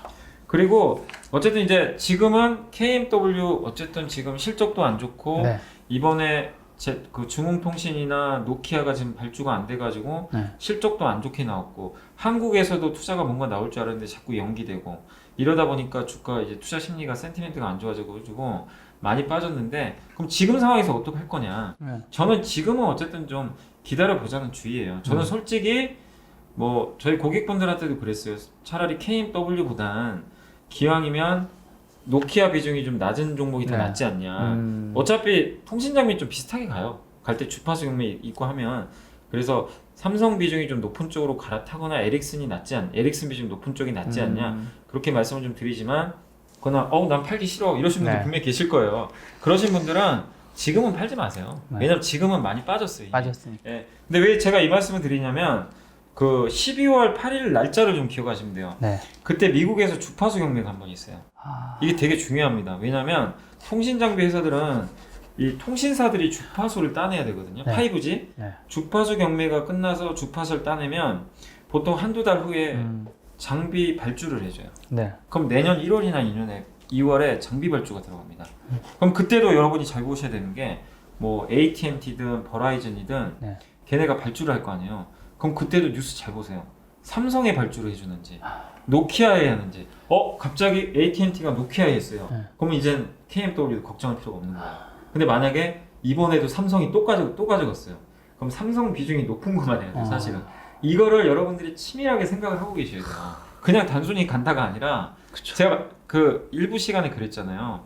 같은 통신 장비든 아까 그랬잖아요. 그 뭐죠 화학회사든 뭐 반도체든 네. 그 안에서도 그러니까 LG생활건과 아무리 보시피 같은 그쵸. 화장품인데 완전히 다르잖아요. 통신 장비 똑같아요. 예를 들면 뭐 5 통신 장비에 뭐 엄청나게 돈이 들어오는데 네. 예를 들어 노키아 쪽으로 다 가고 있으면 서진 시스템 같은 경우는 안 좋을 수도 있는 안 좋을 수 있는 네. 거지. 맞아요. 그러니까 그거를 여러분들이 그냥 감으로 대충 뭐 5G 아무거나 사면 된다 이게 아니에요. 공부를 반드시 하셔야 됩니다. 제가 이걸 괜히 가져온 게 아니라 네. 근데 이게 이제 C밴드라 그래가지고 네. 미 연방통신위원회에서 이번에 하는 거거든요. 네. 12월 8일 날. 그래서 이거를 이제 5G 주파수 경매를 할 텐데 네. 그 내용을 한번 그때 잘 보시고 그러니까 그때까지는 한번 가져가 보세요. 이왕 늦었으니까 모멘텀은 있으니까 제가 모멘텀 없으면 안 좋다고 얘기하겠지만 일단 통신 장비는 좀 기다려보자. 그리고 CBRS라고 이게 지난 8월인가 7월에 한번 주파수 경매 한 게 있는데 네. 이게 그 민간 광대역 서비스라 그래가지고 요게 3.5GHz라고 하는데 굉장히 저주파예요. 요게 이제 7차까지 거의 다 끝났다 그러더라고요. 그리고 C밴드 끝나면 웬만하면 이제 미국의 주파수 경매가 다 끝나간대요.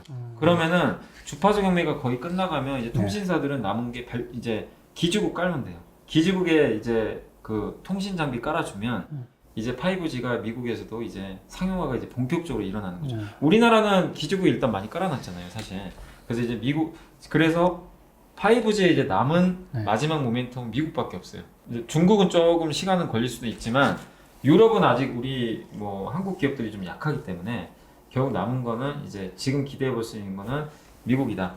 미국에서 도대체 내년에 누가 수주를 많이 받는지 그걸 체크하시면서 면밀히 하셔야 됩니다. 그래서 다 모든 애널리스트 분들 그 내년 통신 장비 공통된 의견은 대부분 다 좋게 보세요. 좋게 보지만 그 안에서 누가 수주하는지에 따라서 정말 잘 한번 여러분들이 선택을 해보시면 차장님 말씀만 들었을 때 KMW는 지금 그렇게 날씨가 좋은 상태는 아니네요. 아닌데 만약에 내년에 주파수 경매가 노키아가 의외로 많이 따낸다. 네. 그러면 그럼 또 좋아질 수 네, 있고. 좋아질 수 있고 그리고 4분기에도 실적 발표를 또 하잖아요. 네. 이런 보고서가 나와요. 네. 그럼 보고서 보면 주요 매출처를 이게 전 KMW 이건 박수 쳐주고 싶어요. 이건 너무 좋아요. 왜냐면 다른 회사는 이런 거 안 해요. 이런 거 알려주는 게. 네, 다른 회사 전자공시는 제가 찾아봤는데 없더라고요.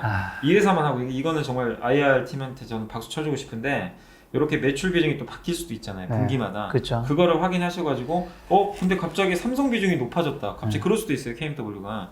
그러면은 이제 거기에 따라 또 대응을 하시면 되니까 요거를 좀 잘 참고하셔서 참고하면 좋을 것 같다. 여러분들이 그 통신장비 회사들 네. 좀 대응을 해주셨으면 하는 알겠습니다. 생각입니다. 또 혹시 KMW 주주분들 너무 기분 나빠하지 네. 마시고 아, 현재 저는- 상황에 대한 네, 그냥 저는- 수치적인 것들, 네. 객관적인 것들 전달한 거니까요. 네. 자, 오늘 두 번째 종목 또 어딘가요? 두 번째는 이제 많은 분들이 아시는 NC 소프트입니다. 이제 5G를 타고 게임으로 가는군요. 이제. NC 소프트는 뭐 다들 아시겠지만 네. 그 게임 회사니까 사실 이거 이제 요즘에 좀 그렇잖아요. NC 소프트 하면 그 또 은택이니까 그날 그쵸. 백신 나온 날 바로 급락해 버리더라고요. 급락하더라고요. 진짜 무섭더라고요. 근데 게임 백신 나오는 거는 게임이랑 무슨 상관이냐? 왜냐면 게임 하시는 분들은 어차피 하거든요. 그렇죠. 백신 나오든 안 나오든 아무 상관없어요. 지금 NC 소프트가 80만 6천 원이네요. 그래도 좀 올라왔네요. 오늘 주가가 좀 올랐네요. 그때- 아니 오늘 코스피가 2,500 지금 넘었어요? 눈앞이에요. 2,493. 삼성전자가 사상 2494. 최고가인데요? 야, 삼성 6만 3천 원. 오늘 뉴스에 됐. 야, 근데 보통주가 올랐네. 우선주가 별로 안 오르고. 우선주가 미리 올라서 그래요. 야, 마음이 아프네. 삼성전자 본주가 화났나 봅니다. 네. 아무튼 어쨌든 내일 네. 다음 주에 이제 2,500을 깰 수도 있겠네요. 그러겠네요. 네, 와 대단합니다 진짜. 어쨌든 네. NC소프트가 백신 나오면서 좀 약간 주가 분위기가 좀 다운이 됐는데 네. 저는 카카오와 비슷하게 봐요. 근데 NC소프트가 아마 다음 이거 언제 올라갈지 모르겠는데 11월 16일 날 실적 발표가 있어요. 그래서 아직 네. 발표 전이긴 한데 지금 녹화하는 시간이 실적보다도 중요한 게 뭐냐면 항상 게임 회사들은 보실 때 신작 게임이 정말 중요하잖아요. 신작 게임이 나오느냐 안 나오느냐에 따라서 주가 움직임이 결정이 돼요. 네. 그래서 NC소프트 보실 때는 그게 중요한데 주가가 예전에 한번 주가가 갑자기 이게 99만 원까지 갔다가 75만 원까지 급락을 했어요. 맞아. 그 이유가 뭐냐면 블레이드 앤 소울 2라는 게임이 모바일로 나오는데 네. 올해 연말에 나오기로 했거든요. 네. 갑자기 증권가에서 루머가 돈 거예요. 연기됐다. 어. 회사에서는 아무 얘기도 안 했어요. 근데 갑자기 애널리스트 보고서에 그런 게 딱 나오는 거예요. 근데 이유를 알아봤더니 8월 달에 재택근무 들어갔잖아요. 코로나 때문에. 개발자들이 회사에 못 나온 거예요. 그래서 일정이 딜레이 됐나 봐요. 근데 이거는 악재 아니거든요. 네. 왜냐면 어쩔 수 없이 된 거잖아요. 어쩔 수 없이 그 코로나 때문에. 그래서 근데 그것 때문에 주가 부러지긴 했는데 그 게임 개발하고 네. 일정이 정해지면 보통은 연기가 많이 돼요, 사실은. 이게 제 날짜에 나오는 경우가 많지가 않아요. 근데 그 내용을 항상 잘 보세요. 회사에서 뭐라고 하는지. 그러니까 게임 개발하는데 게임에 뭔가 문제가 생겼거나 네. 그런 경우 있어요. 생각만큼 완성도가 안 나오거나 그러면은 주가 굉장히 곤혹스러워져요. 이거 게임이 제대로 나와도 문제가 생길 것 같고 네. 이것도 고쳐야 되잖아요. 그렇죠. 시간도 많이 걸리고 이제 불확실해져 버리는 거예요. 근데 이번에 나온 NC는 그게 아니고 단지 그 재택근무를 하다 보니까 네. 딜레이가 된 거예요. 그러니까 이거는 그냥 약간 시간만 지연된 거예요. 결국에 하는 거죠. 그러면 오히려 이건 절호의 매수 찬스였던 거죠. 사실은. 예, 언젠가 이거 결국 해소될 악재잖아요. 그렇죠. 그래서 주가가 다시 올라갔었어요. 85만 원까지 네. 그 후에. 그랬다가 갑자기 백신 나온다고 해서 다시 80만 원 깨져버린 거예요. 떨어졌죠. 예. 근데 저는 너무 걱정하지 말자. 왜냐면 백신과 무관하게 게임 회사는 NC소프트가 코로나 전에도 좋았고 코로나 터지고 나서도 리니지 2M, 네. 리니지 M이란 게임이 계속 매출이 찍히면서 잘 나왔기 때문에 결국 중요한 건 백신 나오고 안 나오고는 아무 필요가 없습니다. 결국 이 회사가 만드는 신작 게임이 성공하느냐, 지금 나와 있는 리니지 M과 M2가 네. 성공하느냐 이 싸움인데 제가 이게 자료를 이렇게 보다 보니까 네. 지금 어쨌든 핵심은 옛날에 아시겠지만 온라인 게임이 옛날에 매출 비중이 제일 컸잖아요. 그쵸. 리니지, 아직도 리니지 있잖아요. 근데 이 회사 이제 매출 비중의 대부분은 네. 모바일 게임입니다. 이 모바일 쪽인데 모바일 중에서 이제 빅2가 리니지 M과 리니지 2M이에요. 네. 근데 지금 전체 이 올해 반기까지 나온 거거든요. 반기까지 매출이 1.2조 나왔어요. 1.2조 중에 지금 리니지 M이 그 3,700억 나왔고 리니지 2M이 5,300억. 이거 합치면 한 9,000억 나왔잖아요. 야. 그럼 9,000억이면 매출 비중이 얼마죠? 거의 다예요. 모바일이 엄청 높아졌네요. 모바일 리니지 M과 2M이 네. 1.2조 중에 거의 9천억을 했어요. 다 그러니까 핵심이 뭐냐? 이것만 딱 보면 답 나오죠. 이거 두 개가 계속 돈 잘 벌어주면 이 회사는 되는 거고 이게 두 개가 매출이 꺾인다. 그러면 안 되는 겁니다. 근데 여기서 중요한 게 리니지 M이 지금 돈을 꾸준히 2017년도부터 나왔는데 1년에 8,900억씩 한 거의 9천억 가까이 벌어줬어요. 매출액을. 근데 올해는 조금 슬로우해졌어요. 왜냐면 나온 지 꽤 되니까 게임은 아무래도 나오면 이제 조금씩 떨어져요. 그거 어쩔 수 없어요. 신작 게임보다는. 근데 리니지 2M이 작년에 나와서 대박이 났고 올해 엄청난 대박이 났어요. 그래서 리니지 그 M을 뛰어넘었는데 한번 이제 뭐 작가분들 보시면 아시겠지만 리니지 M이 제일 잘 나갔을 때가 8,300억이잖아요. 이게 1년치예요. 근데 리니지 2M은 지금 반년치인데 5,300억. 넘을 것 같지 않으세요? 그러니까. 최고치? 리니지 M에 예전에 잘 나갔을 때. 그러면은 예전에 리니지 2M은 없었던 게 새로 나왔는데 잘 나가던 리니지 2M을 이제 뛰어넘는데 이 두 개가 합쳐지면서 매출이 점프를 하는 거예요. 그래서 주가가 엄청나게 올라온 거예요. 리니지 2M이 대박이 나가지고. 근데 지금도 매출 순위 거의 1위 하고 있더라고요. 근데 주가가 그때 보니까요. 그 이거 블레이드 앤 소울 2 모바일 신작과 상관없이 리니지 2M이 매출 순위가 갑자기 3위까지 떨어진 거예요. 어느 날. 왜요? 아니 왜 그랬냐면 리니지 M보다 떨어진데 2위까지 밀린 데다가 이제 갑자기 모르겠어요. 그러니까 정확히는 뭐 유저분들이 게임을 안 했던 거죠. 이제 매출을 안 했던 거고 바람의 나라 연이라는 넥슨이 만든 게임이 있어요. 그것도 되게 오래된 게임이에요. 리니지도 정말 오래됐잖아요. 넥슨이 그거를 IP를 이용해가지고 모바일을 만들었는 대박이 난 거예요. 그래서 리니지 2M을 제치고 2위까지 한 거예요. 그러니까 NC소프트 이제 주주분들이 이거 큰일 났다. 이게 드디어 꺾이는구나. 주식을 막 던져버린 거예요. 그래서 주가 쭉쭉쭉 빠져버렸어요. 근데 지금 다시 정상화됐어요. 그래서 잘 보셔야 될 게 리니지 2M과 M이 반드시 1, 2등을 무조건 유지하고 있어야 돼요. 구글 플레이 스토어 보면 매출 순위 항상 나오잖아요. 게임 매출.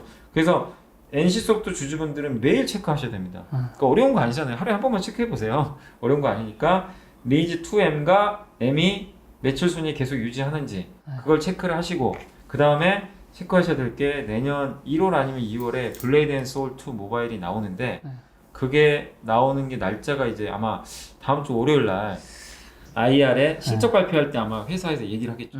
왜냐면 애널리스트들이 다 질문을 할 거예요. 도대체 언제 나오겠냐? 날짜 확정됐냐? 그럼 그 날짜를 보세요. 날짜 나오면 그때까지 이제 신작 게임에 대한 기대감이 생겨버리잖아요. 그럼 그때까지 기대감 갖고 가져가셔도 사실 상관없거든요. 오히려 흔들리면 더 사도 좋고. 왜냐면 NC소프트가 이게 모바일 게임을 은근히 잘 만들더라고요. 그 뭐냐면 제가 예전에 어떤 동영상을 봤는데 그 펄어비스라는 회사는요. 펄어비스라는 회사는 게임은 정말 잘 만드는데 돈을 못 버는 회사래요. 아 그래요? 뭐냐면은 게임 회사가 돈 벌려면 사람들 아이템 사게 만들어야 될 거 아니에요. 그쵸. 근데 아이템을 굳이 안 사도 게임을 할 수 있게 한대잖아요.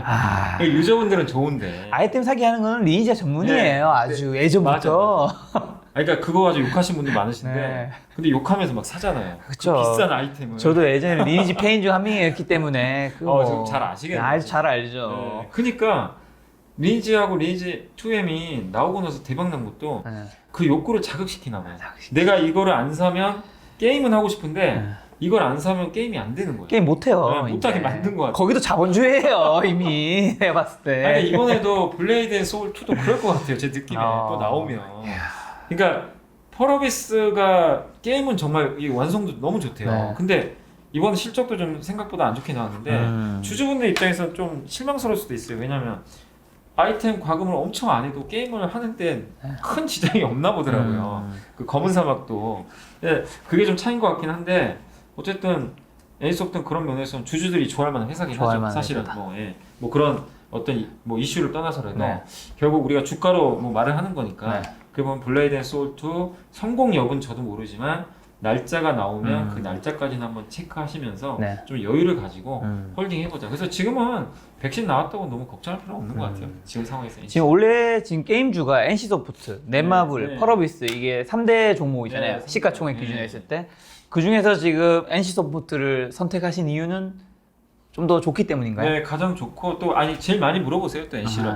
예전에는 넷마블을 정말 많이들 물어보셨는데 넷마블에 많이 좀 이번에 데이셨더라고요. 왜냐면 그 빅히트 때문에 빅히트 지금 때문에 주가가 엄청 올랐다가 주가가 거의 반토막 나버렸어요. 엄청 네. 빠졌어요. 그래서 이제 그런 분들도 좀 계시고 네. 최근에 그래도 NC가 역시 대장은 대장이다 네. 이런 인식들을 보니까 개인 투자자분들이 좀 NC 쪽으로 좀 많이 관심을 가지시더라고요.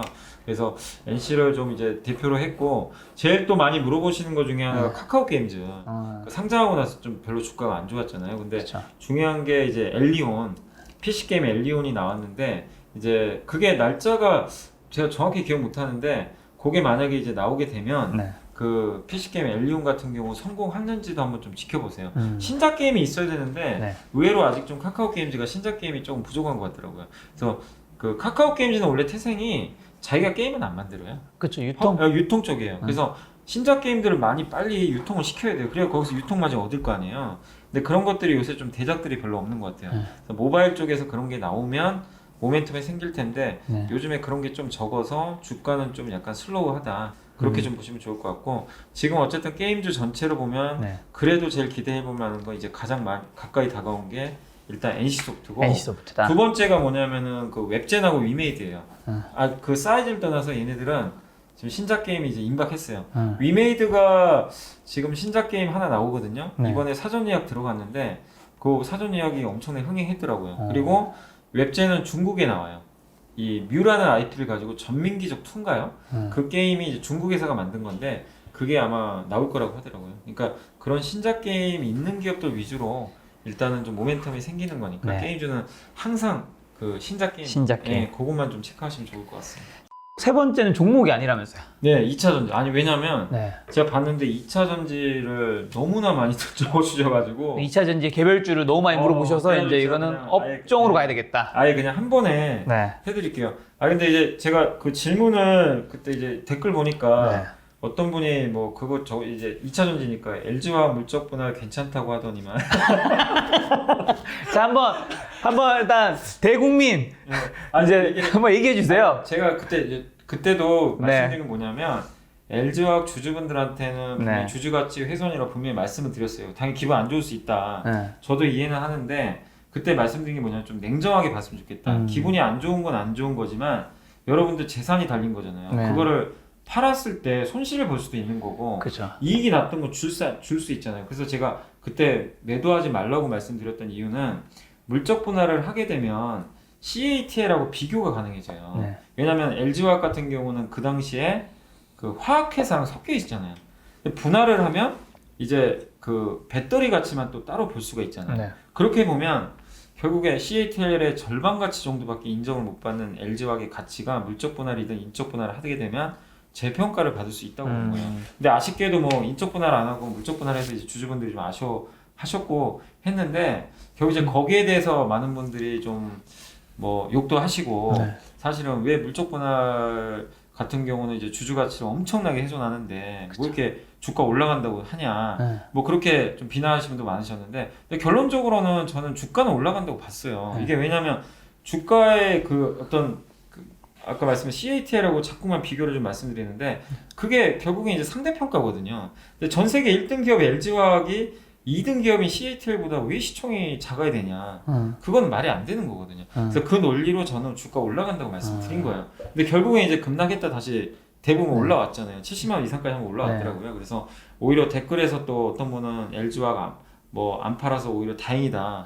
또 그렇게 써신 분도 좀 계시긴 하는데 여러분들의 뭐 저는 섭섭함은 이해는 하는데 네. 어쨌든 주가는 또 다른 거니까 그쵸. 그걸 좀 이해를 해주시면 좋겠고 저도 인적 분할 안 된 건 좀 아쉽긴 합니다. 그러나 이제는 다 끝나버렸어요. 그래서 여러분들이 너무 거기에 대해서 이제 뭐 누가 잘못했냐 이걸 좀 네. 뭐 논하지 마시고 이제부터는 뭐 LG화학 갖고 계신 주주분이라면 그것만 보세요. 어차피 결론은 났으니까 LG화학의 가치가 앞으로 좋아지는지. 근데 네. 저는 좋아진다고 보는 이유가 뭐냐면 전 세계에서 테슬라가 1등인데 네. 지금 테슬라가 원하는 조건의 그 배터리를 대량으로 만들 수 있는 회사는 제가 봤을 때 LG화학밖에 없는 것 같더라고요. 지금 너무 잘 만들어주고 있어요. 원통형 배터리를 그 CATL은 원통형 배터리를 못 만들어요. 잘. 일본의 파나소닉이 유일하게 만드는데 파나소닉도 손 든 것 같더라고요. 네. 그래서 이번에 또 새롭게 나오는 그 배터리도 아마 LG화학이 담당할 가능성이 굉장히 높아진 것 같아요. 그래서 테슬라랑 좀 같이 갈 수 있는 기업이니까 아마 내년까지 한번 그런 거 체크해 보시면서 네. 대응을 좀 해주시면 좀 좋을 것 같고 네. 그 다음에 제가 그 질문 보니까 국내 전액 점유율 순위가 어떻게 되냐 네. 그 제가 저번에 첨보 말씀드렸잖아요. 그렇죠. 네, 그래서 전액이 그거잖아요. 그때 제가 그 영상 보니까 그 되게 또 영상 편집 힘들게 했어요, 아주. 정말 너무 역시 김작가 TV가 영상 편집을 깔끔하게 한다. 아니 그 제가 그 양극재, 음극재, 전액, 전해질 설명드렸잖아요. 맞아요. 근데 이제 전액과 전해질이 있는데 전액은 이제 이온이 왔다 갔다 할 수 있게 해주는 거고 거기에 이제 첨가하는 게 전해질이거든요. 그래서 첨보가 전액에 들어간 첨가제, 전해질을 만드는 이제 뭐 글로벌 기업 중에 하나인데 뭐 이분님께서 이제 뭐 첨보, 솔브레인, 뭐 리켄 이런 데 사용되는 뭐 점유율을 알고 싶어요 그랬는데 일단 이제 말씀을 드리면 동화기업이라고 있어요. 그러니까 전해액은 뭐냐면 그 일단은 이 리튬 이온이 양극에서 음극으로 가고 음극에서 양극으로 가잖아요. 그걸 이제 원활하게 해주는 게 전해액인데 그걸 만드는 기업이 우리 한국의 동화기업이라고 있어요. 동화기업이고 이거 아직 비상장인데 아마 상장할 것 같아요.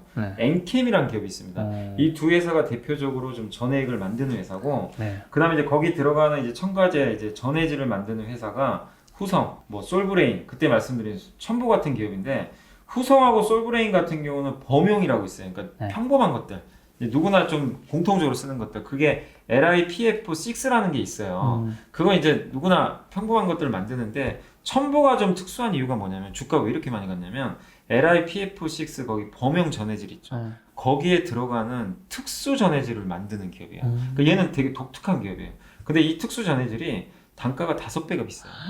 일반 전해질보다. 그러니까 후성이나 솔브레인보다 솔브레인은 사실은 2차 전지 전문 회사 아니에요.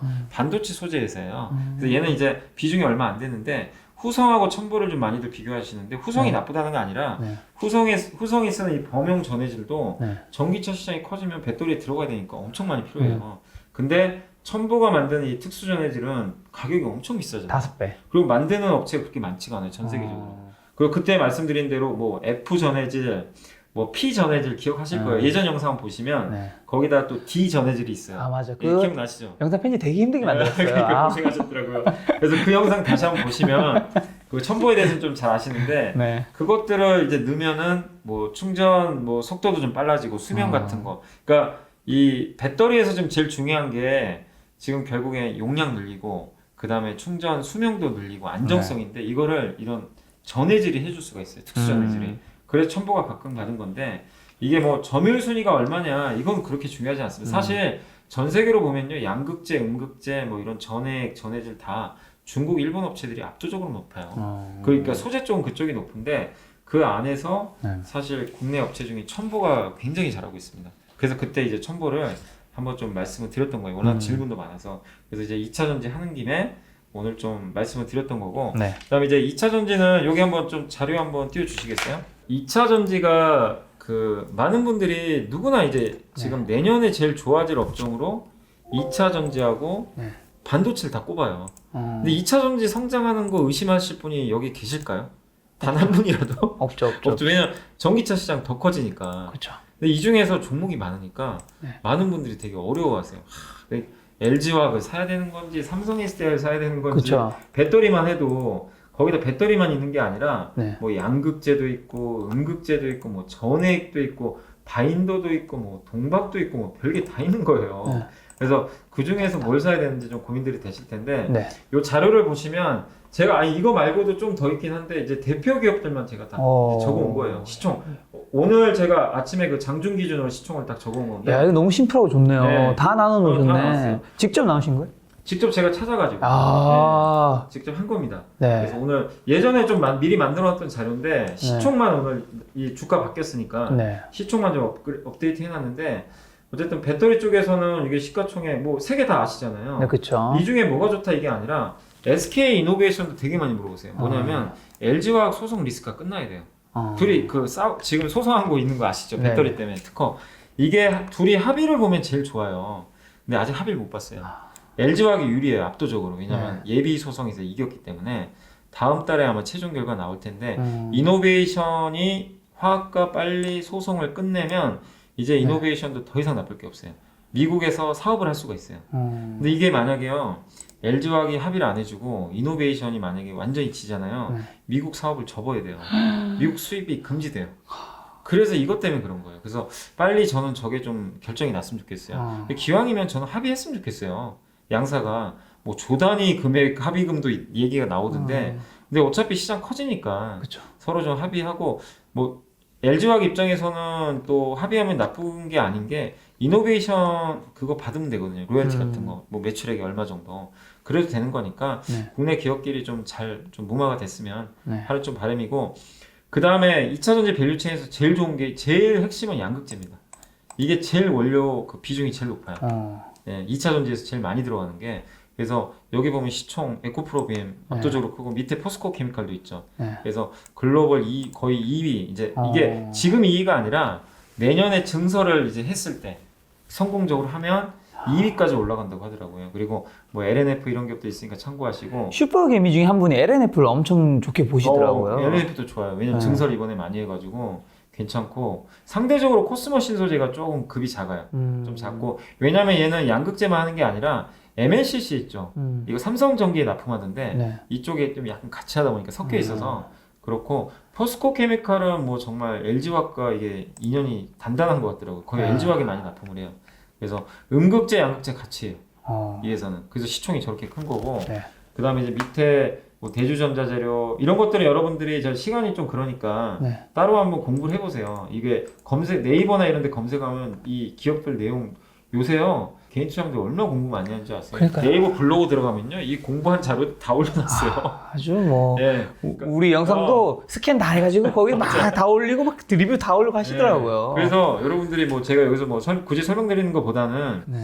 요거 이런 기업들이 있으면 난 대주전자재료가 뭔지 궁금하다. 그럼 네이버 검색하면 다 나와요. 아니 네. 유튜브로도 다 설명돼 있으니까 공부하시면 되겠고, 그 다음에 여기서 좀 이제 동박이라는 게 있어요. 이게 경쟁이 되게 치열한데 네. 일진 머티리얼 동박. 이게 뭐냐면 그 배터리 이제 그 음극재에 들어간다고 하는데 네. 그거 우리 그 이 은박지 아시죠? 네. 우리 뭐 요리할 때도 쓰고 하잖아요. 네, 은박지하고 똑같은 거예요. 그러니까 구리인데 구리를 은박지처럼 얇게 확 펼친 거예요. 그거를 이제 거기를 이제 돌돌 말아가지고 네. 배터리를 붙이는 거거든요. 음극, 양극 같은 거. 네. 그걸 이제 해주는 건데 그게 이제 동박인데, 이거를 이 동박이 제일 중요한 게 뭐냐면요. 굉장히 얇게 만들어야 돼요. 이 기술력이 이게 어마어마하게 들어간대요. 이거 아무나 못한다 그러더라고요. 근데 이번에 그러니까 이 기업들 중에서는 SKC가 1위예요. 1위라는 게 뭐냐면 규모가 1위가 아니라 제일 얇게 만들어요. 자회사 KCFT 있죠. 이 회사가 그 세계 3위인데 가장 얇은 걸 개발을 했더라고요. 그러니까 얇을수록 좋은 거예요. 이 동박 같은 경우. 그걸 하시고, 근데 되게 재밌는 게 일진 머티리얼즈인가 제가 기억나기로 필리핀인지 혹시 뭐 댓글 뭐 달아주셔도 되는데, 제가 필리핀인지 인도네시아인지 정확히 그 나라는 기억 안 나는데 거기 공장이 큰 게 하나 있어요. SKC가 그 옆에 떡하니 공장 하나 만들고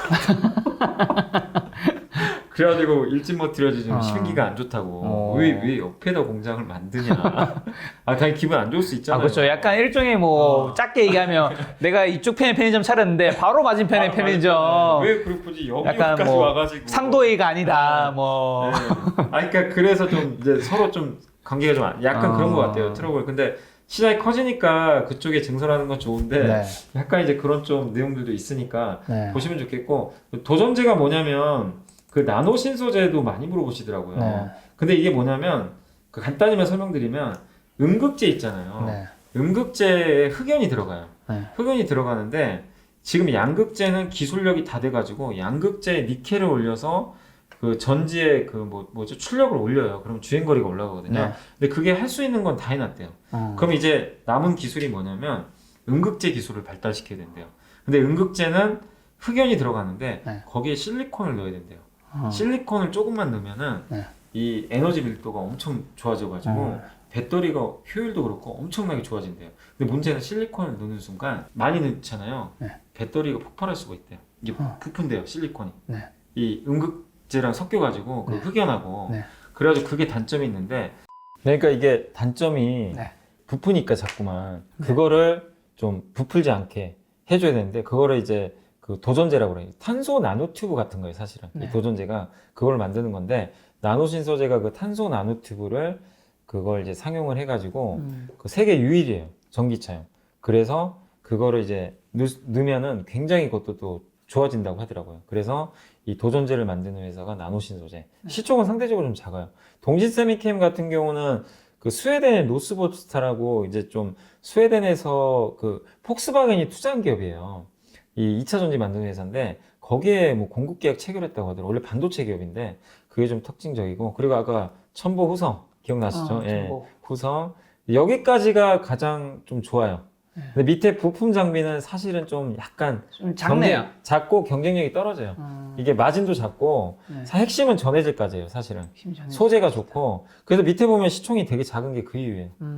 이게 경쟁도 되게 치열하고 이익률도 되게 낮아요. 그래서 되도록이면 투자들 밑에를 뭐 평가절하 한다기보다도 시장이 지금 시총 보면 위쪽에 보면 시총이 훨씬 크잖아요. 소재나 이런 게. 네. 그래서 시장에서 인정하는 거는 일단 저기 그 전해질까지 소재 쪽을 좀 더 인정하고 부품과 장비는 그래도 좀 시장에서 약간 네. 조금 낮게 본다. 투자할 이렇게. 거면 이제 우선순위는 이제 시가총액이 좀 예, 큰데 예. 위주로. 그죠. 그게 네. 좋고 그 안에서 실제로 이제 증설 많이 해가지고 앞으로 돈 많이 벌 기업들을 좀 잘 골라서 여러분들이 대응하시면 되겠고 그다음 이 옆에 한 번만 여기 보여주시면 네. 이것도 이제 그 미래에셋 대우의 한 연구원분이 이거를 좀 올려주신 게 있어가지고 제가 그래서 이걸 이제 그대로 표를 만든 거예요. 뭐냐면 그 이제 뭐 다는 아니지만 여기 나와 있죠. 종목별로 그 각각의 회사들 매출 비중입니다. 아, 점유율 같은 네, 거군요. 그러니까 일진머티리얼즈는 전체 자기 매출 중에 45%가 삼성 SDI가 납품되고 이렇게 보시면 되고 SK 넥실리스는 LG화학이 많죠. 네. 네, LNF도. 네. 네, 그리고 이게 빨간색으로 써놓은 거는 제일 많은 비중. 어. 코스모신 소재는 삼성전기 MLCC가 좀 비중이 많아서 기타 쪽에 넣어놨고 포스코 케미칼이 LG화. 그러니까 이거를 보면 네. 아, 이 회사들은 삼성이 좋으면 난 뭘 사야 되겠다. 딱 알 수가 있잖아요. 그러니까 이런 것까지 좀 여러분들이 참고를 해서 네. 보시면은 좀 더 좋지 않을까. 어떻게 보면 근데 LG화학이 물적 분할 그게 하더라도 예. 이 회사는 똑같은 데 납품하는 거잖아요. 아유, LNF 라도. 상관없죠. 그죠. 그러니까. 오히려 더 좋을 수 있는 게요. LG화학이 물적 분할하면 이제 떨어져 나가잖아요. 그렇게 보면 이제 투자금을 받을 거예요. 그러면 투자를 오히려 더 많이 하게 되면 이 밸류 체인은 더 좋을 수가 있는 거죠. 그렇죠. 더 많이 투자하니까. 그래서 야. 뭐 LNF나 지금 포스코 케미칼, SKC 이런 기업들은 이제 LG화학 비중이 되게 높잖아요. 네. 매출 비중이. 그래서 이런 기업들이 오히려 수혜를 좀 받을 수 있는 거죠. 이런 것까지. 야, 2차 전지 업종을 이제 다 훑어주시네. 예, 이제는 더 안 물어보셨으면 하도 질문들이 많으셔가지고. 네. 2차 전지에 대해서 저는 전문자를 조금 다 알게 된 것 같다는 생각이 네. 드네요. 아, 사실 뭐 저도 제가 뭐 애널리스트도 아니고. 네. 근데 저도 이제 여러 방송 나가고 어차피 제가 알아야 뭐 고객분들한테 뭘 추천을 그렇죠. 하든 설명을 할 거 아니에요. 그래서 공부하다 보니까 이제 저도 이렇게 알게 되더라고요. 그래서 여러분들도 자주 이렇게 들어보시면은 네. 이제 이해되실 거예요. 그래서 그렇죠. 좀 참고를 해주시면 좋을 것 같습니다. 아니, 저도 보면서 계속 사장님 이야기 듣고 뭐 편집할 때 또 보고 네. 하면서 좀 더 이해 높아지고 또 다음에 처음에는 뭐 첨보하면 그게 무슨 기업이 하다가 이제는 좀 첨보가 어떤 기업인지는 알겠는 거죠. 아, 네. 그 전해질 뭐 이거. 네. 그래서 여러분들도 영상 보시면서 좀 공부하시면 좋겠다는 생각이 들고 있고요. 지금 이제 염차장님과 함께하는 코너는 구독자 여러분들께서 이제 궁금한 종목을 댓글로 남겨주시면 염차장님이 대신 공부에 쉽게 알려주는 종목 상담 코너고요. 제가 지금 보름에 3개 종목씩 네. 하고 있죠. 그리고 한 달에 딱 6개의 종목만 가능하니까 여러분들이 댓글 남겨주시면 다음 영상의 종목은 여러분들의 댓글에서 탄생한다는 네. 사실 이야기 드리겠습니다. 오늘 날짜가 11월 13일인데 네.